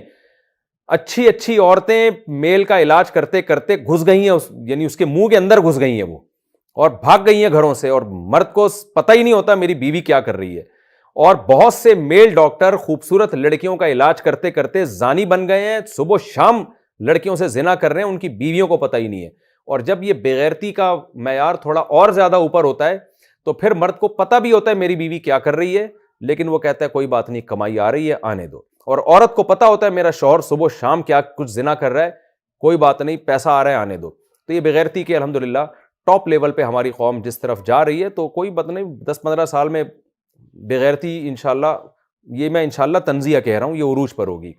تو اس لیے جو اللہ سے ڈرنے والے لوگ ہیں وہ تو ان چیزوں کا خیال کرتے ہیں۔ تو ایک ہوتا ہے نا لیڈی ڈاکٹر سے ویسے علاج کرانا، اس میں تو انسان ریزرو ہوتا ہے، وہ ادھر بیٹھی، آپ ادھر بیٹھے ہیں۔ یہ جو آج کل سیٹ اپ چل نکلا ہے نا ڈینٹسٹ کا، یہ تو بہت ہی خطرناک ہے۔ بالکل ڈینٹسٹ لیڈی ہے، وہ آپ کے بالکل اس کے یعنی قریب آ کے، آپ کے منہ کے قریب آ کے آپ کا علاج کر رہی ہوتی ہے۔ تو اور پھر اس پہ واقعات ہمیں سنائے جاتے ہیں کہ وہ تو اتنے عرصے سے علاج کر رہی ہے، وہ تو کسی فتنے میں مبتلا نہیں ہوئی۔ تو دیکھیں، فتنے میں مبتلا ہونے کے لیے ٹائم نہیں لگتا، پہلی بات تو یہ۔ دوسرا، ہر وہ چیز جو فتنے کا ذریعہ ہے، اس ذریعے سے لوگوں کو روکا جاتا ہے۔ آئے دن پولیس پکڑتی ہے نا گاڑیوں سے چرس، حالانکہ اس بات کا امکان ہے وہ چرس بیچنے والا کہے گا میں تو لے جا کے بانٹ رہا ہوں، لوگوں کی مرضی، پیے نہ پیئیں، سارے تھوڑی چرس پیتے ہیں، حالانکہ چرس تو پھر کھلے عام بٹتی ہے، پھر بھی پیتے سب تھوڑی ہیں، تو اس کو کیا کہا جائے گا؟ پیتے نہیں ہیں، لیکن جو پی رہے ہیں وہ بھی تو اسی وجہ سے پی رہے ہیں نا کہ کھلے عام بٹ رہی ہے۔ تو مجھے پتہ ہے ساری لیڈی ڈاکٹر زنا نہیں کرتی، سارے میل ڈاکٹر زنا نہیں کرتے، لیکن جو کر رہے ہیں وہ اسی بے حیائی کی وجہ سے تو کر رہے ہیں، اتنا فری ہونے کی وجہ سے تو کر رہے ہیں۔ تو سب پہ پابندی لگانی پڑے گی۔ جب ہمارے مذہب نے ایک چیز کو حرام قرار دے دیا تو اب ہمیں آگے جانے کی ضرورت ہی نہیں ہے۔ تو اس لیے لیڈی ڈاکٹر سے آپ میل علاج نہ کرائے، اور فیمیل وہ میل ڈاکٹر سے علاج نہ کرائے، اس کا خیال کریں۔ یہ اللہ کی حدود ہیں، ان پر قائم رہنا ہمارے لیے ضروری ہے۔ شہزان صاحب کا کشمیر سے، عصر اور عشاء کی 4 سنتیں کیسے پڑھیں؟ کیا عصر اور عشاء 4 سنتوں میں قادا والی کیا عصر اور عشاء کی 4 سنتوں میں قادہ اولا میں تشہد، درود شریف اور دعا پڑھنی چاہیے اور تیسری رکعت میں بھی ثنا پڑھنی چاہیے یا نہیں؟ دیکھیں، جو سنتیں 4 غیر مؤکدہ ہوتی ہیں نا، ان میں دوسری رکعت کے بعد آپ اتحیات کے بعد بہتر ہے کہ درود شریف بھی پڑھیں، دعا بھی پڑھیں. نہیں بھی پڑھی تو بھی کوئی حرج نہیں، لیکن بہتر یہی ہے. اور جب تیسری رکعت کے لیے کھڑے ہوں تو بہتر ہے کہ ثنا بھی پڑھیں، نہ پڑھیں تو بھی ٹھیک ہے. تو یہ بہتر ہے یہ. اور ان 4 سنتیں غیر مؤکدہ میں ایک اور آسانی ہے. آپ نے 4 کی نیت سے نیت باندھی، 2 کے بعد آپ کو خیال ہوا کہ سلام پھیر دیتا ہوں تو بھی ٹھیک ہے. 2 کی نیت سے نیت باندھی، 2 کے بعد خیال آیا چلو 2 اور ملا لو تو بھی ٹھیک ہے. سب طرح سے ٹھیک ہے. اچھا بھائی، درود میں آل سے کون مراد ہیں؟ جب ہم درود پڑھتے ہیں صلی اللہ علیہ وآلہ وسلم تو آل سے مراد آپ صلی اللہ علیہ وسلم کے اہل بیت ہوتے ہیں یا ساری امت مراد ہوتی ہے؟ عبد الرحمن فیصل آباد سے. دیکھیں، آپ کے اہل بیت مراد ہوتے ہیں اس سے جو آپ کے رشتہ دار ہیں، وہ آل میں داخل ہیں. اور یہ خوب سمجھ لیں کہ آل میں یعنی آپ کے اہل بیت میں آپ کی بیویاں بھی داخل ہیں، بلکہ بیویاں سب سے پہلے داخل ہیں، کیونکہ قرآن نے ان کو اہل بیت کہا ہے. انما یرید اللہ لیذھب عنکم الرجس اہل البیت ویطہرکم تطہیرا. اے اہل بیت، اے نبی کی بیویوں، اللہ چاہتا ہے تم سے گندگی کو، ناپاکی کو دور کر دے، یعنی عملی ناپاکی کو، اور تمہیں مکمل پاک صاف کر دے. تو قرآن میں سورہ حجاب میں نبی کی بیویوں کو اہل بیت کہا گیا ہے. تو جب ہم نبی کی اہل بیت مراد لیتے ہیں تو آپ کی ازواج بھی داخل ہیں، آپ کی اولاد بھی داخل ہے اس میں، اور آپ کے جو رشتہ دار تھے، جو آپ کے حضرت علی رضی اللہ تعالی عنہ، اور اس کے علاوہ جو بھی آپ کے قریبی رشتہ دار ہیں، سب اس میں داخل ہیں. تو بعض لوگ کہتے ہیں کہ نبی کی بیویاں داخل نہیں، بالکل غلط بات ہے. غیر مسلموں کے تہوار پر مبارکباد دینا، کیا غیر مسلموں کے تہوار میں ان کو مبارکباد دے سکتے ہیں؟ جبکہ اگر ایسا نہ کریں تو وہ ہمیں شدت پسند کہتے ہیں. ابو سفیان انڈیا سے. دیکھیں، اصل مسئلہ تو یہی ہے کہ غیر مسلموں کے ساتھ ہمیں اچھے سلوک کا حکم ہے. ان کی دعوت بھی کریں، ان کو گفٹ بھی دیں، بیمار ہو تو بیمار پرسی بھی کریں، کوئی مر جائے تو تعزیت بھی کریں، تسلی کے 2 جملے کہہ دیں جا کے. لیکن ان کی مذہبی رسومات میں کسی بھی قسم کی شرکت کی اجازت نہیں ہے، کیونکہ مذہب ایک باؤنڈری ہے. اسلام ایک الگ مذہب ہے، وہ ایک الگ مذہب ہے. اسلام نے آپ کو اپنی باؤنڈری سے نکلنے کی اجازت نہیں دی. مثال کے طور پر کوئی ہندو کہتا ہے بھائی میں تمہارے ساتھ مسجد جا کے نماز پڑھوں گا، لیکن تم بھی مندر میں جا کے میرے ساتھ بتوں کی عبادت کرو، تو آپ تو نہیں کریں گے نا. آپ کہیں گے بھائی یہ تو ہمارے اسلام تو نام اس چیز کا ہے کہ وہ اس کی نفی کرتا ہے کہ نہیں، اجازت نہیں ہے. تو جو ان کی مذہبی رسومات ہیں، ہاں ان کی شادی بیاہ میں ان کو مبارکباد دے سکتے ہیں آپ. کوئی غیر مسلم کا بچہ امتحان میں اچھے نمبر سے پاس ہو گیا، اس کو مبارکباد دے سکتے ہیں. تو ان کی خوشیوں میں شریک ہونا، ان کو مبارکباد دینا یہ جائز ہے. مذہبی تہوار میں جائز نہیں ہے. تو جیسے کرسمس ایک مذہبی تہوار ہے، اسی طرح ہندوؤں کی جو ہولی اور اس طرح کی ہوتی ہیں کہ مذہبی تہوار ہے، وہ اس میں آپ مبارکباد نہیں دے سکتے. ہاں کوئی خطرہ ہو، خدا نہ خواستہ کوئی نقصان پہنچنے کا خطرہ ہو، کہ اگر کوئی بھی نقصان ہو، واقعی نقصان کا خطرہ ہو، تو پھر ایک مجبوری ہے. مجبوری کے حکام الگ ہوتے ہیں، لیکن نارملی اس کی اجازت نہیں ہے. امام کے ساتھ دل میں خطبہ پڑھنا، کیا امام صاحب کے ساتھ دل میں آہستہ خطبہ پڑھ سکتے ہیں؟ ابو بلال کوئٹہ سے. نبی صلی اللہ علیہ وسلم نے خطبے کو غور سے سننے کا حکم دیا. اگر آپ دل میں بھی پڑھیں گے تو غور سے سننے میں خلل واقع ہو سکتا ہے، اس لیے بہتر یہی ہے کہ آپ خطبہ سننے کو فوکس کریں. آپ جوانی میں عبادت کی فضیلت کیسے حاصل ہوگی، کس عمر میں حاصل ہوگی؟ یہ سوال پوچھا ہے ابن شاعر کراچی سے. ابن شاعر، حدیث میں آتا ہے کہ 7 لوگوں کو قیامت کے دن اللہ کے عرش کا سایہ نصیب ہوگا. ان میں ایک شخص وہ ہے جس نے جوانی کی عمر اللہ کی عبادت میں گزاری. اگر کسی شخص کی جوانی کے ابتدائی سال گناہوں میں گزرے پھر وہ توبہ کر لے تو کیا وہ اس فضیلت میں داخل ہوگا یا نہیں؟ نیز اگر انسان سے کبھی کبھار صغیرہ یا کبیرہ گناہ ہو جائے اور وہ فوراً توبہ کر لے تو کیا پھر بھی اس فضیلت میں داخل ہوگا یا نہیں؟ ابن شاعر کراچی سے. 2 سوال ہیں ابن شاعر کے کہ نمبر 1، کس عمر میں عبادت کی ہو تو وہ جوانی کی عبادت کہلائے گی. نمبر 2، جوانی میں نہیں کی بڑھاپے میں کی لیکن توبہ کر لی تو کیا وہ اس فضیلت میں داخل ہوگا؟ دیکھیں، پہلے سوال کا جواب یہ ہے کہ جوانی کا جو لفظ جس میں حدیث میں آتا ہے شاب نشأ فی عبادت اللہ عز وجل، آپ صلی اللہ علیہ وسلم نے فرمایا 7 آدمی، سبعۃ یظلہم اللہ فی ظلہ یوم لا ظل الا ظلہ، 7 لوگوں کو اللہ اپنے سائے میں جگہ دے گا، ان میں ایک وہ نوجوان جس نے جو جوانی میں اللہ کی عبادت میں پروان چڑھاؤ، تو یعنی جوانی میں اس نے اللہ کی عبادت کی ہو۔ تو جوانی کا جو اطلاق ہے نا عربی میں شباب کا لفظ، یہ 15 سال سے لے کر 30 سال کی عمر تک اس کا اطلاق ہوتا ہے، جیسے کہ علامہ نووی اور ابن حجر رحمہم اللہ تعالیٰ نے لغت کی کتابوں کے حوالوں سے یہ ثابت کیا ہے کہ جوانی یعنی شباب کا جو زمانہ ہے، 30 سال کے بعد بھی آدمی جوان رہتا ہے لیکن شباب نہیں رہتا، نوجوان نہیں رہتا۔ جوان ہونا الگ چیز ہے، نوجوان ہونا الگ چیز ہے۔ تو 15 سے لے کے 30 سال کی عمر میں اگر کسی کو توبہ کی توفیق ہو گئی اور اس 30 سال گزرنے سے پہلے اس نے اللہ کی عبادت شروع کر دی تو انشاءاللہ وہ اس حدیث کی فضیلت میں داخل ہوگا۔ رہا مسئلہ کہ 30 سال سے زیادہ عمر گزر گئی اس کی، بدماشیوں میں گزار دی، عیاشیوں میں گزار دی، لیکن اب اس کو خیال آ رہا ہے کہ یار اب میں توبہ کر لیتا ہوں، تو دیکھیں توبہ تو کرے گا تو انشاءاللہ اس کے سارے گناہ اللہ معاف کرے گا اور اس کو نیک لوگوں میں شامل کرے گا۔ لیکن یہ جو اسپیسیفک فضیلت تھی نا، تو حدیث کے ظاہر سے یہی پتہ چلتا ہے یہ انہی نوجوانوں کے لیے جنہوں نے زمانہ شباب میں عبادت کی ہو، زمانہ شباب میں۔ تو زمانہ شباب کے بعد توبہ کر لی تو توبہ کا ثواب تو ملے گا اس کو، لیکن یہ والی فضیلت جو خاص ان لوگوں کے لیے، وہ فضیلت جو نوجوان کے لیے عبادت میں وقت گزارا ہو، وہ فضیلت بہرحال حاصل نہیں ہوگی۔ تو اصول اور ضابطے کے لحاظ سے تو یہی ہے جو میں نے بیان کیا، کیونکہ حدیث میں جوانی میں عبادت کا تذکرہ ملتا ہے، تو ظاہر اس نے جوانی میں عبادت نہیں کی، ہاں بعد میں توبہ کر لی تو توبہ کا ثواب اپنی جگہ اور اس کے گناہ ضرور معاف ہو جائیں گے، لیکن یہ فضیلت حدیث میں اسپیسیفک انہی لوگوں کے لیے ہے جنہوں نے نوجوانی میں اللہ کی عبادت کی ہو۔ تیسرا جو آپ نے سوال پوچھا تھا، 2 میں نے ذکر کیے، تیسرا بھی سوال ہے کہ اگر کوئی نوجوانی میں اللہ کی عبادت کرتا ہے لیکن کوئی گناہ اس سے ہو جاتا ہے، تو دیکھیں اگر صغیرہ گناہ ہوتا ہے تو وہ تو اللہ تعالیٰ نمازوں سے معاف کر دیتے ہیں اور صدقات و خیرات سے معاف کر دیتے ہیں۔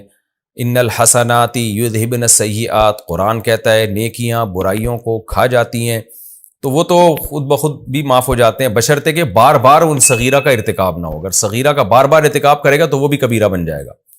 دوسرا، کبیرہ گناہ کے بارے میں اگر وہ واقعی توبہ کر لیتا ہے تو پھر توبہ کے بارے میں حدیث میں صاف ہے، التائب من الذنب کمن لا ذنب لہ، تو ایسے نوجوان کا شمار بھی نیک لوگوں میں ہی ہوگا جس سے کبیرہ گناہ ہو جائے لیکن وہ سچی توبہ کرے۔ لیکن توبہ کی ڈیفینیشن سمجھ لیں، جو ہو چکا اس پہ ندامت ہو، اس وقت چھوڑ دے اور آئندہ نہ کرنے کا پکا عزم ہو، دل سے عزم ہو کہ میں نہیں کروں گا، ایسے نہیں کہ اوپر سے بول رہا ہوں۔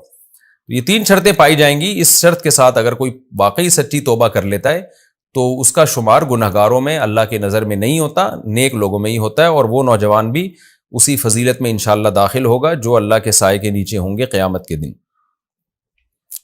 داڑھی کاٹنا کیا شرک ہے؟ کیا داڑھی کاٹنا شرک ہے؟ احمد خان ممبئی سے، نہیں بھائی، داڑھی کاٹنا گناہ کبیرہ ضرور ہے مگر شرک نہیں ہے، گناہ ہے، بہرحال بہت بڑا گناہ ہے، کیونکہ اس میں غیر مسلموں کی مشابہت ہے، اس میں تغییر خلق اللہ ہے۔ قرآن میں اللہ نے اپنی تخلیق کو بدلنے سے منع کیا۔ مرد اور عورت کا بڑا فرق داڑھی سے ہوتا ہے، جو ظاہری گیٹ اپ ہے نا وہ داڑھی سے ہے وہ، تو اس لیے نبی صلی اللہ علیہ وسلم کی بخاری مسلم کی صحیح احادیث ہیں، اعفوا اللحیٰ وقصوا الشوارب، داڑیاں بڑھاؤ مونچھیں گھٹاؤ۔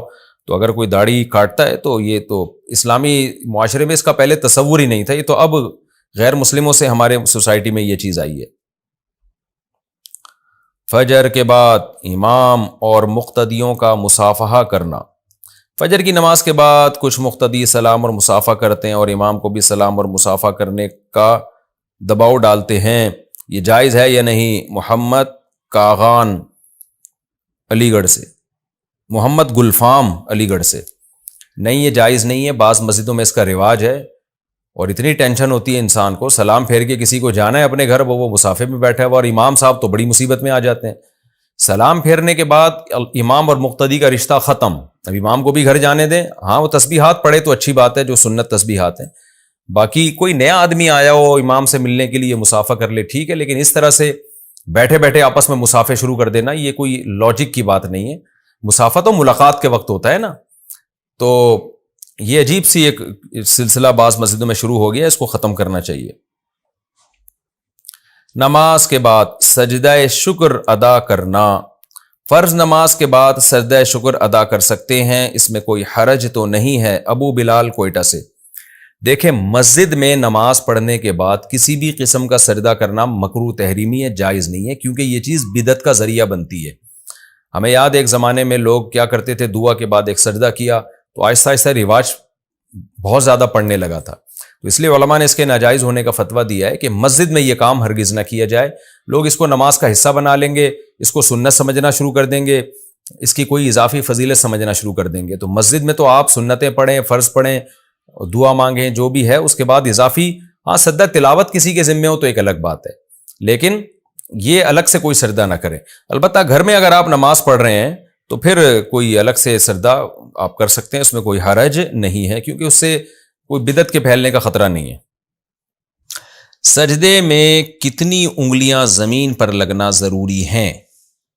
ابو ہریرہ نے راولپنڈی سے پوچھا ہے، جی سجدے میں کتنی انگلیوں کا زمین سے لگنا ضروری ہے؟ بعض لوگ کہتے ہیں 3 انگلیوں کا لگنا واجب ہے۔ انگلیوں سے ظاہر ہے پاؤں کی انگلیاں ہی مراد ہوں گی، تو دیکھیں سجدے میں جو فرض اور رکن ادا کرنے کے لیے اتنا کافی ہے کہ دونوں پاؤں میں سے کسی بھی ایک پاؤں تھوڑا سا بھی زمین پہ لگ جائے گا تو رکن ادا ہو جائے گا، لیکن یہ سنت کے بہرحال خلاف ہے۔ تو سنت کے میں 3 انگلیاں داخل نہیں ہیں، پاؤں کی جتنی انگلیاں زمین پہ آپ ٹکا سکتے ہیں ان کو موڑے بھی، قبلہ رخ کریں، دونوں پاؤں کی مکمل انگلیوں کو ٹکا کے زمین پہ قبلہ رخ کرنا جتنا پاسبل ہو، جتنا ممکن ہو آسانی کے ساتھ یہ کرنا سنت مؤکدہ ہے۔ بعض دفعہ بعض لوگوں کے پاؤں کی چھوٹی انگلی نہیں لگ رہی ہوتی تو وہ ٹھیک ہے، نہ لگے، جتنی آسانی سے لگ سکتی ہیں اتنی انگلیوں کو زمین پہ اچھی طرح ٹکانا۔ باقی فرض ادا ہونے کے لیے تو تھوڑی دیر بھی پاؤں تھوڑا سا بھی زمین پہ لگ جائے گا تو فرض ادا ہو جائے گا، لیکن یہ بہرحال خلاف سنت ہے۔ مہر معاف کرنے کے بعد دوبارہ مطالبہ کرنا، کیا عورت مہر معاف کرنے کے بعد دوبارہ مطالبہ کر سکتی ہے؟ سلیم شہزاد قطر سے۔ جی دوبارہ مطالبہ کر سکتی ہے، کیونکہ گورنمنٹ کی طرف سے قطر میں بھی کوئی پابندی نہیں ہے اس پہ اور پاکستان میں بھی، لیکن شوہر پر اس کے مطالبے کو پورا کرنا پھر لازم نہیں ہے۔ تو سوال آپ کا یوں ہونا چاہیے تھا کہ عورت دوبارہ مطالبہ کرے تو شوہر پر کیا دوبارہ مہر واجب ہو جائے گا، یوں سوال ہونا چاہیے تھا۔ تو مہر واجب نہیں ہوگا، جب ایک دفعہ معاف کر دیا تو ہمیشہ کے لیے معاف ہو گیا۔ باقی مطالبہ کر سکتی ہے، شوہر اگر خوشی سے دینا چاہے تو دے دے، بیگم کہہ دے کہ بھائی میں نے معاف تو کیا تھا لیکن میرا دل چاہ رہا ہے کہ مجھے اب مہر چاہیے، شوہر بھی کہے کہ میرا بھی یہی دل چاہ رہا تھا کہ آپ دوبارہ مانگو، میں خوشی سے دوں۔ بعض دفعہ نیک آدمی ہوتا ہے وہ کہتا ہے چلو یار لے لو یار، اب اللہ نے مجھے گنجائش دی ہے، لیکن واجب نہیں ہے۔ ایک دفعہ جب کوئی حق معاف ہو جاتا ہے صراحتاً پھر دوبارہ لازم نہیں ہوتا۔ بلا قصد طلاق کا لفظ نکل گیا تو کیا حکم ہے؟ اگر کوئی بات کہتے وقت بلا قصد لفظ طلاق نکل جائے تو کیا طلاق واقع ہو جائے گی؟ شمس الاسلام بنگلہ دیش سے۔ صرف طلاق کا لفظ نکلنے سے تو کچھ نہیں ہوتا، یوں ہے کہ میں تمہیں طلاق دیتا ہوں یا میری طرف سے میری بیوی کو طلاق ہے، اس طرح کے الفاظ اگر زبان سے نکل گئے تو طلاق واقع ہو جائے گی، کیونکہ شریعت نے طلاق کا جو لفظ ہے نا، یعنی جو سینٹنس ہے طلاق دینا، یعنی میں طلاق اب دیتا ہوں یا میری بیوی کو طلاق، اس طرح کے لفظ اگر کوئی زبان سے نکال دے تو اس میں نیت کا شریعت میں دخل نہیں ہے، تو یہ ورڈنگ ہی کافی ہے طلاق واقع کرنے کے لیے۔ خالی لفظ طلاق نکلنے سے کچھ نہیں ہوتا، وہ تو نکلتا رہتا ہے لوگوں کے منہ سے۔ ابھی میرے منہ سے لکھنا نا لفظ طلاق تو اس سے تھوڑی ہوگی، جب تک کوئی واضح طور پہ یہ نہ کہے کہ میری بیوی کو طلاق، اور وہ بات دہرا نہ رہا ہو، جیسے میں دہرا رہا ہوں بات، کسی کی بات کو ریپیٹ نہ کر رہا ہو، مستقل طور پر یہ کہے تو پھر طلاق واقع ہوتی ہے۔ مختلف ہیئر اسٹائل بنانا، آج کل خواتین کے جو مختلف قسم کے ہیئر اسٹائلز آئے ہوئے ہیں، مختلف طرح سے مانگے بنانا، چٹیا بنانا وغیرہ، کیا یہ سب جائز ہے؟ دیکھیں نبی صلی اللہ علیہ وسلم نے قضاء سے منع کیا کہ کہیں کا سر کے بال مونڈ لینا اور کہیں کے بال چھوڑنا، یہ بھی ناجائز ہے، اور اسی سے علماء نے استدلال کیا کہ جیسے مونڈنا ناجائز ہے تو کہیں سر کے بال چھوٹے کرنا، کہیں سے بڑے کرنا، یہ بھی ناجائز ہے۔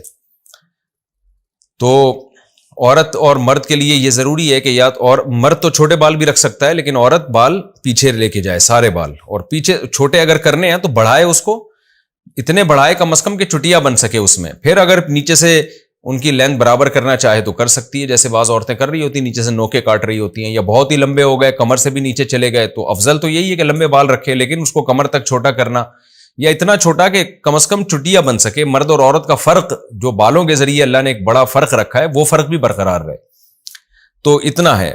باقی یہ جو ہیئر اسٹائل اور خواتین کے آ رہے ہیں یہ ٹھیک نہیں ہے، ان میں کہیں سے بال چھوٹے ہوتے ہیں، کہیں سے بڑے ہوتے ہیں، آڑی ترچھی مانگیں نکلی ہوئی ہوتی ہیں، اوپر کو بال اٹھے ہوئے ہوتے ہیں۔ بخاری کی حدیث ہے کہ آپ صلی اللہ علیہ وسلم نے فرمایا 2 قسم کی مخلوق ایسی ہے جو میرے دور میں نہیں ہے، قرب قیامت میں پیدا ہوگی، لا یجدن ریح الجنہ وان ریحها لیوجد من مسیرۃ کذا وکذا، یہ دونوں قسمیں جنت کی خوشبو بھی نہیں پائیں گی، حالانکہ جنت کی خوشبو تو بہت دور سے محسوس ہوتی ہوگی۔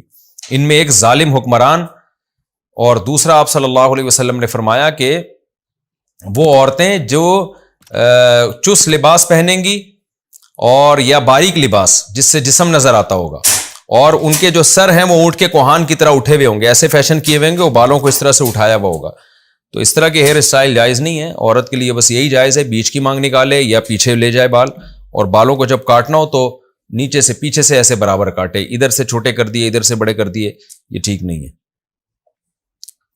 والدین کی تلخ کلامی پر اولاد کیسے صبر کرے؟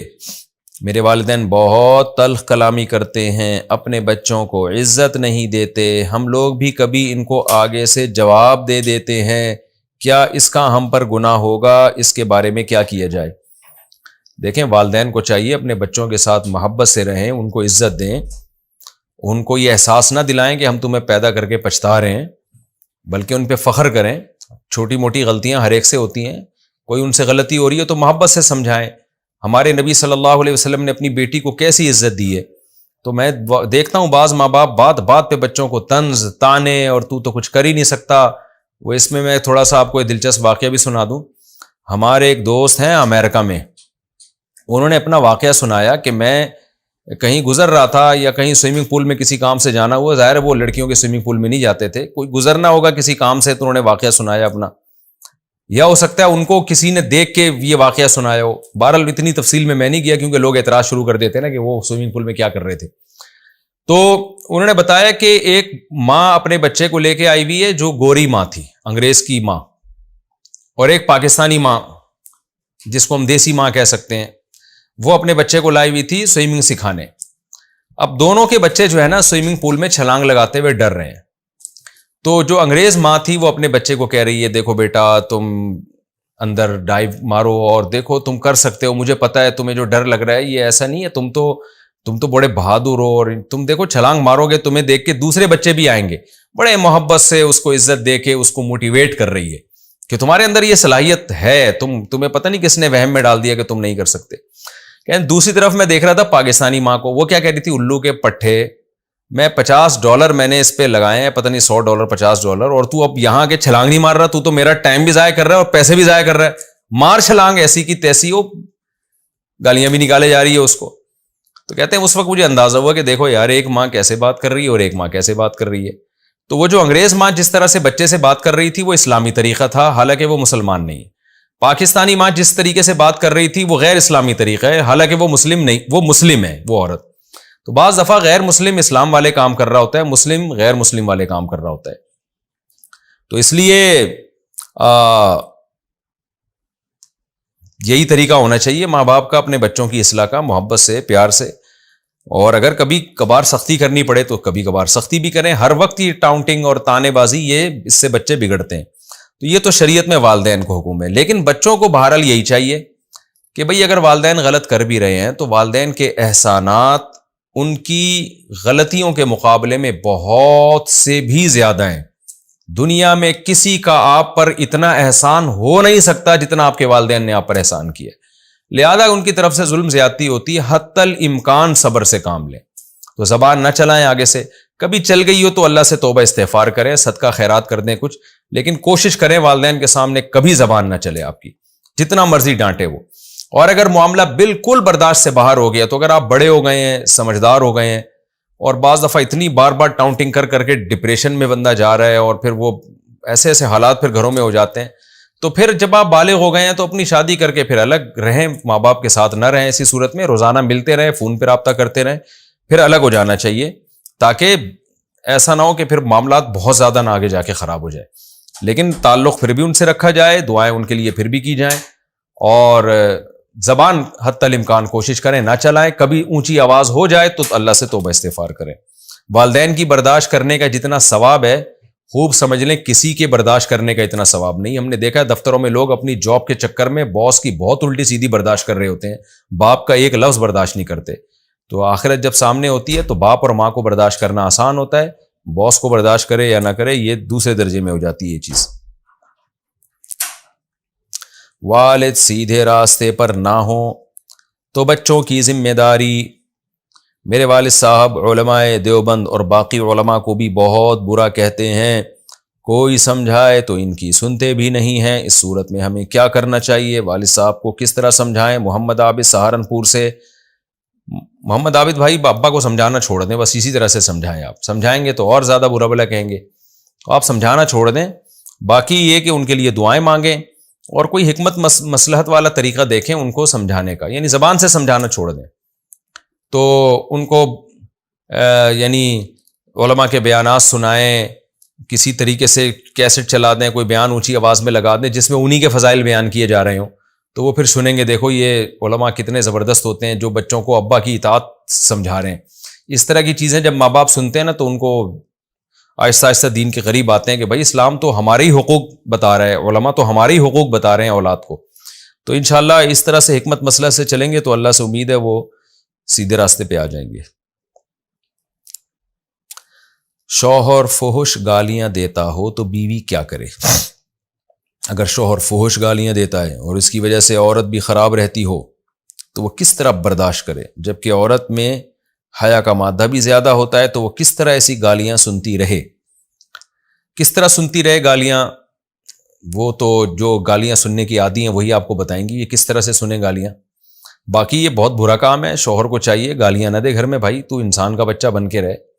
ہمارے نبی صلی اللہ علیہ وسلم کی کیا سیرت تھی، کیا معاذ اللہ آپ صلی اللہ علیہ وسلم اپنی ازواج کو برا بھلا کہتے تھے یا مسکراتے چہرے کے ساتھ گھر میں آتے تھے؟ اور اونچ نیچ تو ہر گھر میں ہوتی ہے، تو برداشت کرنا چاہیے، اور گالیاں دینا تو بہت ہی بری بات ہے۔ لیکن اب دے رہا ہے، میرے کہنے سے مان جائے تو اچھی بات ہے، علماء کے کہنے سے یا شریعت کے حکم سے مان جائے تو بہت اچھی بات ہے۔ حدیث میں آتا ہے ما کان النبی صلی اللہ علیہ وسلم فاحشا ولا متفحشا، نبی نہ مزاج کے لحاظ سے فحاشی کو پسند کرتے تھے اور نہ آپ کی زبان میں عملی طور پر کوئی فحاشی تھی۔ تو یہ گالیاں دینا بہت بری حرکت ہے، اور خاص طور پہ بیوی تو کوئی باندی اور لونڈی تو ہوتی نہیں ہے وہ کہ انسان اس کو ملازموں جیسا سلوک کرے، ایسا کام تو ملازموں کے ساتھ بھی نہیں کرنا چاہیے۔ باقی رہا مسئلہ کہ پھر بھی شوہر باز نہیں آتا تو عورت کیا کرے؟ اصل تو سوال ان کا یہ ہے نا بھائی، عورت کیا کرے؟ وہ یہ دیکھے کہ اس کے ساتھ رہنے میں میرا فائدہ زیادہ ہے یا علیحدگی میں۔ ناقابل برداشت گالیاں ہو رہی ہیں، آپ اس سے طلاق مانگیں گی، وہ آپ کو چھوڑ دے گا تو کہاں جائیں گی؟ ہو سکتا ہے کوئی بڑا اخلاق والا مل جائے لیکن وہ خرچہ ہی نہ اٹھا رہا ہو، نان نفقہ نہ اٹھا رہا ہو۔ تو ہمیشہ کمپرومائز کا راستہ اختیار کیا جاتا ہے کہ بھائی اس سے چونکہ بڑے مفاد حاصل ہو رہے ہیں لہذا گالیاں برداشت کر لو، پھر یہی میں مشورہ دوں گا۔ اس کو تو چاہیے نہیں دے گالیاں، ایک حل تو یہ ہے کہ آپ طلاق لیں، ظاہر ہے اس سے اور بڑے نقصان میں پڑ جائیں گی آپ۔ دوسرا حل یہ ہے کہ گالیوں کا جواب گالیوں سے دیں، تو پھر آپ میں اور اس میں فرق کیا رہے گا؟ بھائی وہ اگر برا کر رہے تو آپ نے بھی برا کیا۔ تیسرا آپشن برداشت ہی کا ہے۔ اب برداشت کا طریقہ کیا ہے کہ جب وہ گالیاں دیا کرے آپ وہاں سے ہٹ جائیں، یا آپ عادت ڈال لیں سننے کی، یہی میں کہہ سکتا ہوں نا۔ سننے کی عادت کیسے ہوگی؟ وہ گالیاں ریکارڈ کر لیں آپ، ٹھیک ہے نا، ریکارڈ کر کے بند کمرے میں سنا کریں اور آہستہ آہستہ سنتی رہیں، ٹھیک ہے نا۔ انشاءاللہ اس سے سننے کی عادت ہو جائے گی معذرت کے ساتھ، لیکن یہ آپشن اس کے علاوہ کوئی ہے نہیں نا، کمپرومائز کے لیے یہی تو کچھ تو کرنا پڑتا ہے، تو عادت ہو جائے گی انشاءاللہ۔ برداشت کریں، یہی کہوں گا میں، آہستہ آہستہ برداشت کرنے کی عادت ہو جائے گی، اور اللہ تعالیٰ میاں کو ہدایت دے۔ اصل بات تو یہ ہے کہ بھئی تو ایسا کام کر کیوں رہا ہے کہ اگلے کے اخلاق بھی تباہ کر رہا ہے۔ والد نے بیٹے کے نام پر دکان کی تو باقی بہنوں کا کیا حصہ ہوگا؟ اسد صاحب نے بمبئی سے پوچھا ہے۔ میرے والد صاحب کی 2 دکانیں تھیں، ہم 4 بھائی بہن ہیں، میں اکیلا بھائی ہوں، یعنی 3 بہنیں اور 1 بھائی، باقی 3 بہنیں ہیں۔ والد صاحب نے ایک دکان میرے نام پر کر دی تھی اور دوسری دکان والد صاحب کے نام پر ہی تھی۔ اب والد اور والدہ کا انتقال ہو چکا ہے تو جو میرے نام پر دکان ہے وہ شریعت کے اعتبار سے میری ہوگی یا میری بہنوں کا بھی اس میں حصہ ہوگا؟ اسد صاحب ممبئی سے۔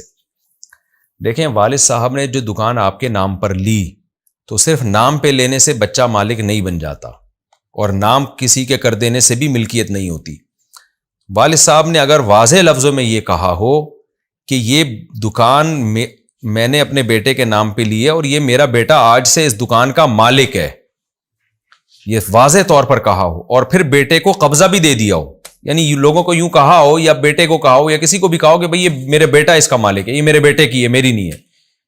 تو اگر یوں صاف طور پہ کہا ہے کہ میرے بیٹے کی دکان ہے اور پھر قبضہ بھی دیا، قبضے کا مطلب یہ ہے کہ دکان خرید کر اس کی چابیاں بیٹے کے حوالے کر دی ہوں، اس میں سامان بیٹے نے ڈالا ہو اپنا سامان، یا قبضہ دے دیا ہو، پھر بے شک والد صاحب نے اپنا سامان ڈال دیا اس میں، لیکن پراپر طریقے سے بیٹے کو ایک دفعہ ہینڈ اوور کر دیا ہو، پھر بے شک والد صاحب نے اپنے قبضے میں لے لی ہو. یا دکان اگر رینٹ پہ دی ہو تو وہ رینٹ بیٹے کو ملتا ہو تو یہ بھی قبضہ کہلائے گا. تو اس طرح سے اگر قبضہ دے دیا تو پھر تو بیٹا اس کا مالک ہے. اس طرح سے قبضہ اگر نہیں دیا تو پھر بیٹا اس کا مالک نہیں ہے، چاہے کاغذ میں اسی کے نام ہے. تو اس میں تمام بہنوں کا بھی حصہ ہوگا. خواتین کا ناول نگار بننا، یوٹیوب چینل بنانا، کیا عورتیں رائٹر بن سکتی ہیں، یعنی کہانیاں ناولز وغیرہ لکھ سکتی ہیں؟ نیز آج کل یوٹیوب کے ذریعے کمائی ہوتی ہے، تو کیا عورتیں یوٹیوب چینل کھول سکتی ہیں جبکہ وہ چہرہ نہ دکھائیں، صرف اپنی آواز ہو اس میں؟ جائز تو ہے، رائٹر بننا بھی جائز ہے، فحش ناول نہ لکھیں جس سے لوگوں کے اخلاق تباہ ہوں، اور یوٹیوب چینل کھولنا بھی جائز ہے، بشرطے کہ ظاہر ہے اس میں پردے کی پابندی ہو. اور جوان عورت تو افضل یہی ہے کہ اپنی آواز کا بھی پردہ کرے، لیکن اگر ممکن نہیں ہے تو گنجائش ہے. لیکن بہرحال جوان لڑکی کے لیے یہ شریعت میں اس کی حوصلہ افزائی نہیں ہے، کیونکہ اگرچہ وہ پردے میں آئے گی لیکن بہرحال آواز تو اس کی لوگ سنیں گے، تو پھر بھی گنجائش ہے اس کی. آج کل بے روزگاری کا بھی دور ہے بہت، اور لڑکیوں کی شادیوں کے بڑے مسائل کھڑے ہوئے ہیں، اور طلاقیں بہت ہو رہی ہیں، بہت سارے مسائل ہیں. گنجائش تو ہے اس کی کہ اگر وہ چہرہ چھپا کے کوئی ویڈیو بناتی ہے، بشرطے کہ وہ ویڈیو جو ویڈیو ہو وہ بھی جائز ہو، ایسا نہ ڈرامے فلمیں بنانا شروع کر دیں، تو وہ گنجائش ہے. لیکن بہرحال یہ چیز قابل یعنی حوصلہ افزائی نہیں ہے. احتیاط اسی میں ہے کہ وہ نہ کرے یہ کام. البتہ اگر خاتون کوئی ایجڈ ہو جائے، عمر اس کی تھوڑی زیادہ ہو جائے، تو پھر بالکل پھر اس میں کوئی حرج انشاءاللہ نہیں ہے. زیادہ عمر اگر کسی خاتون کی ہے تو وہ اس میں پھر کوئی حرج نہیں ہے. والدین کا پسند کی شادی نہ کرنے پر بددعا دینا. آپ کہتے ہیں کہ لڑکی کو پورا حق ہے کہ اپنی پسند سے شادی کرے. ہم نے اپنی پسند سے شادی کی، اس کے بعد ہمارے ماں باپ ہمیں بددعا دے دیتے ہیں اور وہ بددعا ہمیں لگ جاتی ہے، تو اس صورت میں ہمیں کیا کرنا چاہیے، اور ان کا بددعا دینا صحیح عمل تھا یا نہیں؟ یہ ہے جی امیرہ خان لکھنؤ سے. دیکھیں، لڑکی کو پورا حق ہے اپنی پسند سے شادی کرے. اس کا یہ مطلب نہیں ہے کہ والدین کی پسند کا خیال ہی نہ کرے اور کم عمر لڑکیاں گھروں سے بھاگنا شروع کر دیں. یہ ہرگز مطلب نہیں ہے. لڑکیاں میچور نہیں ہوتی. ایک ہوتا ہے 40 سال کی ہو گئی، 35 سال کی ہوگی تو لڑکی میچور ہو گئی ہے، لیکن ایک 18 سال، 19 سال، 20 سال، 25 سال، اس میں لڑکیاں میچور نہیں ہوتی ہیں. تو اس میں ان کو ماں باپ کی پسند کا خیال کرنا چاہیے. ہاں، ماں باپ کو چاہیے کہ اپنی پسند ان پہ تھوپے نہیں، ان کی پسند کا بھی خیال کریں. یعنی خاص طور پہ والد کے ذمہ باپ اور بیٹی دونوں کی رضامندی سے نکاح ہونا چاہیے. شریعت کا یہی حکم ہے. لیکن کہیں باپ ظالم ہے، ماں ظالم ہے، وہ رکاوٹ ڈال رہے ہیں، اچھے بھلے رشتوں کا انکار کر رہے ہیں، پھر مجبوراً لڑکی کوئی قدم اٹھاتی ہے تو پھر اس کے لیے قدم اٹھانا جائز ہے. وجہ اس کی یہ کہ بعض خاندانوں میں ایسا ہوتا ہے کہ ماں باپ اپنی ذمہ داری پوری نہیں کر رہے. اب لڑکی کو ایک لڑکا پسند آ رہا ہے، اس میں کوئی خرابی نہیں ہے، باپ نے انا کا مسئلہ بنایا ہوا ہے بلا وجہ کا، نہیں میں نے کرنی نہیں ہے، اور کوئی اس میں مصلحت نہیں ہے. لڑکے میں بھی کوئی خرابی ہے تو بتاؤ نا، بس نہیں کوئی خرابی نہیں، بس میری نہیں کرنی یہاں پہ. تو ایسی خامخواہ کی ضد اگر باپ نے بنائی ہوئی ہے تو پھر باپ کو نہ تو بددعا دینے کا کوئی حق ہے کہ وہ اپنی بیٹی کو بددعا دے، اور انشاءاللہ اللہ سے امید ہے کہ وہ بددعا لگے گی بھی نہیں، کیونکہ شریعت کا حکم ہے جلد نکاح کرو اور کفو میں نکاح کرو. کیونکہ ماں باپ کے چکر میں لڑکیاں نکاح کو ڈیلے کرتے کرتے زنا میں پڑ جاتی ہیں. اس زمانے میں ایسے بہت سارے واقعات سامنے آ رہے ہیں اور خراب ہو جاتی ہیں. تو ماں باپ آج کل اپنی ذمہ داریاں، بہت سے ماں باپ جو اس وقت میرا پروگرام نہیں سن رہے، میں ان کی بات کر رہا ہوں، وہ اپنی ذمہ داریاں پوری نہیں کرتے اور بچیوں کو ٹائم پہ ان کا بیاہ نہیں کرتے، ان کا نکاح نہیں کرتے، جس سے بڑے مسائل پیدا ہوتے ہیں. تو اگر آپ نے گھر سے بھاگ کے شادی کی ہے تو یہ بالکل غلط کیا. ماں باپ کی عزت کو آپ نے داؤ پہ لگایا، اور بھاگنے کا کوئی معقول عذر بھی نہیں تھا آپ کے پاس. آپ کے ماں باپ آپ کے لیے اچھا سوچ رہے تھے، صحیح جگہ آپ کی بر وقت نکاح کر رہے تھے، تو پھر آپ نے غلط کیا. تو پھر اگر ماں باپ کی بددعا لگی ہے تو ماں باپ کو منائیں، آپ جا کے اللہ سے بھی توبہ استغفار کریں ماں باپ مان جائیں ٹھیک ہے، نہیں تو پھر اللہ سے ہی توبہ استغفار کریں، انشاءاللہ اللہ سے امید ہے اس بد دعا کا اثر ختم ہو جائے گا۔ لیکن اگر ایسا نہیں تھا، ماں باپ ہی ذمہ داری نہیں نبھا رہے تھے آپ کی، خام خمے زبردستی غلط جگہ آپ کی شادی کر رہے تھے اور آپ کی رضا کا بالکل خیال نہیں کر رہے تھے، پھر اگر آپ نے شادی کر لی ہے تو پھر اگر ماں باپ بد دعا دیتے ہیں تو بھی ماں باپ کی بد دعا سے بہرحال بچنے کی کوشش کرنی چاہیے، لیکن اللہ سے امید کی جا سکتی ہے کہ انشاءاللہ یہ بد دعا نہیں لگے گی۔ پھر بھی آپ کی یہ سمجھتی ہیں کہ بد دعا لگ گئی ہے تو آپ منا لیں ماں باپ کو، جا کے ان کی خدمت کریں، ان کے لیے ان کو گفٹ دیں، تحفے تحائف دیں، پاؤں میں گر جائیں، ابا کے اپنے، ماں کے اپنے پاؤں میں گر جائیں، تو ماں باپ کے سامنے تو جتنا جھکیں گے اللہ راضی ہوگا۔ ان کو منا لیں کسی طریقے سے، اپنی پوری کوشش کر لیں منا لیں، کہ پھر بھی نہیں مانتے تو بس پھر اللہ سے ان کے لیے دعا کرتے رہیں اور اللہ سے توبہ استغفار کریں، انشاءاللہ اس بد دعا کے اثرات ختم ہو جائیں گے۔ کنایہ لفظ سے کیا 2 طلاقیں ہوتی ہیں؟ میاں بیوی میں لڑائی ہوئی تو شوہر نے 1 طلاق دے دی، اس کے بعد کسی بات پر انہوں نے کہا کہ اگر تم اپنے بہن بھائیوں سے ملی تو میری طرف سے تم فارغ ہو۔ انہوں نے کہا کہ جب اس طرح کنایہ لفظ سے طلاق دیتے ہیں، کسی نے کہا، اچھا انہوں نے کہا کہ اس طرح سے جب کنایہ لفظ سے طلاق دیتے ہیں تو 2 طلاق ایک ساتھ ہو جاتی ہے، یعنی 1 پہلے ہو گئی اور 2 اب، تو اگر اب شوہر اپنی بات پر شرمندہ ہو تو کیا اس کا کوئی کفارہ یا حل نکل سکتا ہے کہ 3 طلاقیں بھی نہ ہوں اور میاں بیوی اپنے بہن بھائیوں سے بھی مل سکیں، یا بعض بہن بھائیوں سے نہ ملیں، بعض سے مل لیں؟ اس بارے میں رہنمائی فرمائیں۔ دیکھیں، پہلی دفعہ جب شوہر نے 1 طلاق دے دی وہ تو بہرحال 1 طلاق ہو گئی، دوسری دفعہ جب شوہر نے یہ کہا کہ تم اپنے بہن بھائیوں سے ملی تو میری طرف سے تم فارغ ہو، تو آپ کسی بھی بہن یا بھائی سے ملیں گی تو آپ کو 1 طلاق بائن واقع ہو جائے گی، 2 طلاقیں نہیں ہوگی، 1 طلاق بائن واقع ہو جائے گی۔ طلاق بائن کا مطلب یہ ہے کہ طلاق 1 ہوگی لیکن نکاح اسی وقت ٹوٹ جائے گا، اور پھر زندگی بھر شوہر کو 1 طلاق کا حق رہے گا، نکاح ٹوٹے گا، اس کے بعد آپ دونوں تجدید نکاح کریں گے، دوبارہ نکاح کریں گے، تو اور ساری زندگی شوہر کو 1 طلاق کا حق حاصل رہے گا۔ تو کنایہ سے 2 طلاقیں نہیں ہوتی، یہ آپ نے غلط سنا ہے، کنایہ سے 1 طلاق ہوتی ہے، لیکن وہ 1 طلاق طلاق بائن ہوتی ہے، اس سے نکاح ٹوٹ جاتا ہے، شوہر کو رجوع کا حق نہیں ہوتا۔ تو اب یہی ہے کہ آپ اپنے بہن بھائیوں سے بات کر لیں تاکہ 1 طلاق واقع ہو جائے، کیونکہ بہن بھائیوں سے کون ساری زندگی بات نہیں کرے گا، اور ایسے میاں کو اللہ ہدایت دے، کبیرہ گناہ کا مرتکب ہوا ہے وہ شخص جو اپنی بیوی کو پہ پابندیاں لگا رہا ہے کہ فلانے سے بات کی، یعنی بہن بھائیوں سے بات کرنے پر پابندی لگا رہا ہے، قطع رحمی تو اسلام میں کبیرہ گناہ ہے۔ اور بھائی تمہیں اگر تم سمجھتے ہو کہ تمہاری بیوی کے بھائی اس کو خراب کر رہے ہیں تو طلاقوں کو بیچ میں لانے کی کیا ضرورت ہے؟ گدھا پن ہے، بالکل جہالت ہے، گدھوں پہ یہ کام سوٹ کرتے ہیں کہ بات بات پہ طلاق کو معلق کر دینا، یہ کیا تو تمہیں طلاق، یہ کیا تو تمہیں طلاق۔ یہ کوئی خاندانی ہونے کی علامت نہیں ہوتی انسان کے، کچھ اور طریقے سے سمجھا لو کہ تم نے اگر بھائی سے بات کی تو میں تم سے ناراض ہو جاؤں گا، تمہارے ہاتھ کا کھانا کھانا چھوڑ دوں گا، اس طرح کی باتیں کرو نا، تو پاگلوں والی حرکتیں کرتے ہیں جہالت میں۔ تو ایسا آدمی کیا گھر چلائے گا جو بات بات پہ طلاقوں کو سے بات کو مشروط کر رہا ہو؟ تو اللہ ہدایت دے، شوہر کو بھی یہ حماقت کر رہا ہے۔ تو بہرحال بھائی بہنوں کا رشتہ تو قطع رحمی تو ایک جرم ہے، گناہ ہے، تو کیونکہ شکر ہے 3 طلاقوں سے معلق نہیں کیا شوہر نے، تو اب اس کا کوئی حل نہیں ہے۔ آپ جب بھی بھائی یا بہن سے بات کریں گی تو 1 طلاق واقع ہو جائے گی، پھر دوبارہ بات کریں گی تو پھر دوبارہ طلاق نہیں ہوگی، کیونکہ اس میں کلما کے الفاظ نہیں ہیں کہ جب بھی تم نے بات کی، یہ ہے کہ اگر تم نے بات کی تو 1 دفعہ بات کرنے سے 1 طلاق بائن واقع ہو جائے گی، نکاح ٹوٹ جائے گا۔ تو میاں بیوی نئے مہر کے ساتھ فوراً دوبارہ نکاح کر لیں، اور آئندہ اس میاں صاحب کو اللہ ہدایت دے، اس طرح سے طلاقوں کو معلق نہ کرے۔ وہ تہجد کی نماز بلند آواز میں پڑھنا، تہجد کی نماز ہم آہستہ آواز میں پڑھیں یا بلند آواز میں، جبکہ جہری نماز پڑھنے میں دل زیادہ لگتا ہے۔ نیز وتر کی نماز بھی جہرن پڑھ سکتے ہیں یا نہیں؟ محمد امین انڈیا سے۔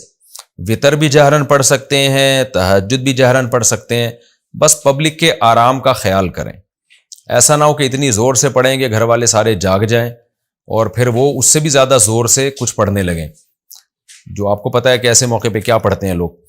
تو اس لیے پڑھ سکتے ہیں، کوئی حرج نہیں ہے، لیکن دوسروں کے آرام کا خیال رکھتے ہوئے۔ رات میں کوئی بھی نماز ہو وہ جہرن پڑھی جا سکتی ہے، مغرب غروب آفتاب سے لے کے طلوع آفتاب سے پہلے تک کا جو ٹائم ہے نا، اس میں ہر نماز جہرن پڑھنا جائز ہے۔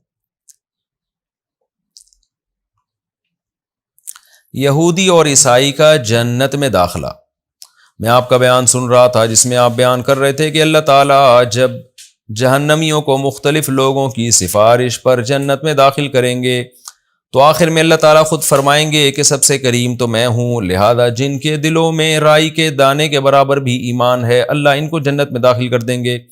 سوال یہ ہے کہ جو اہل کتاب یہودی اور عیسائی ہیں ان میں بھی کافی لوگ یہ مانتے ہیں کہ اللہ ایک ہے، تو کیا وہ بھی جنت میں جائیں گے یا نہیں؟ حمزہ امریکہ سے۔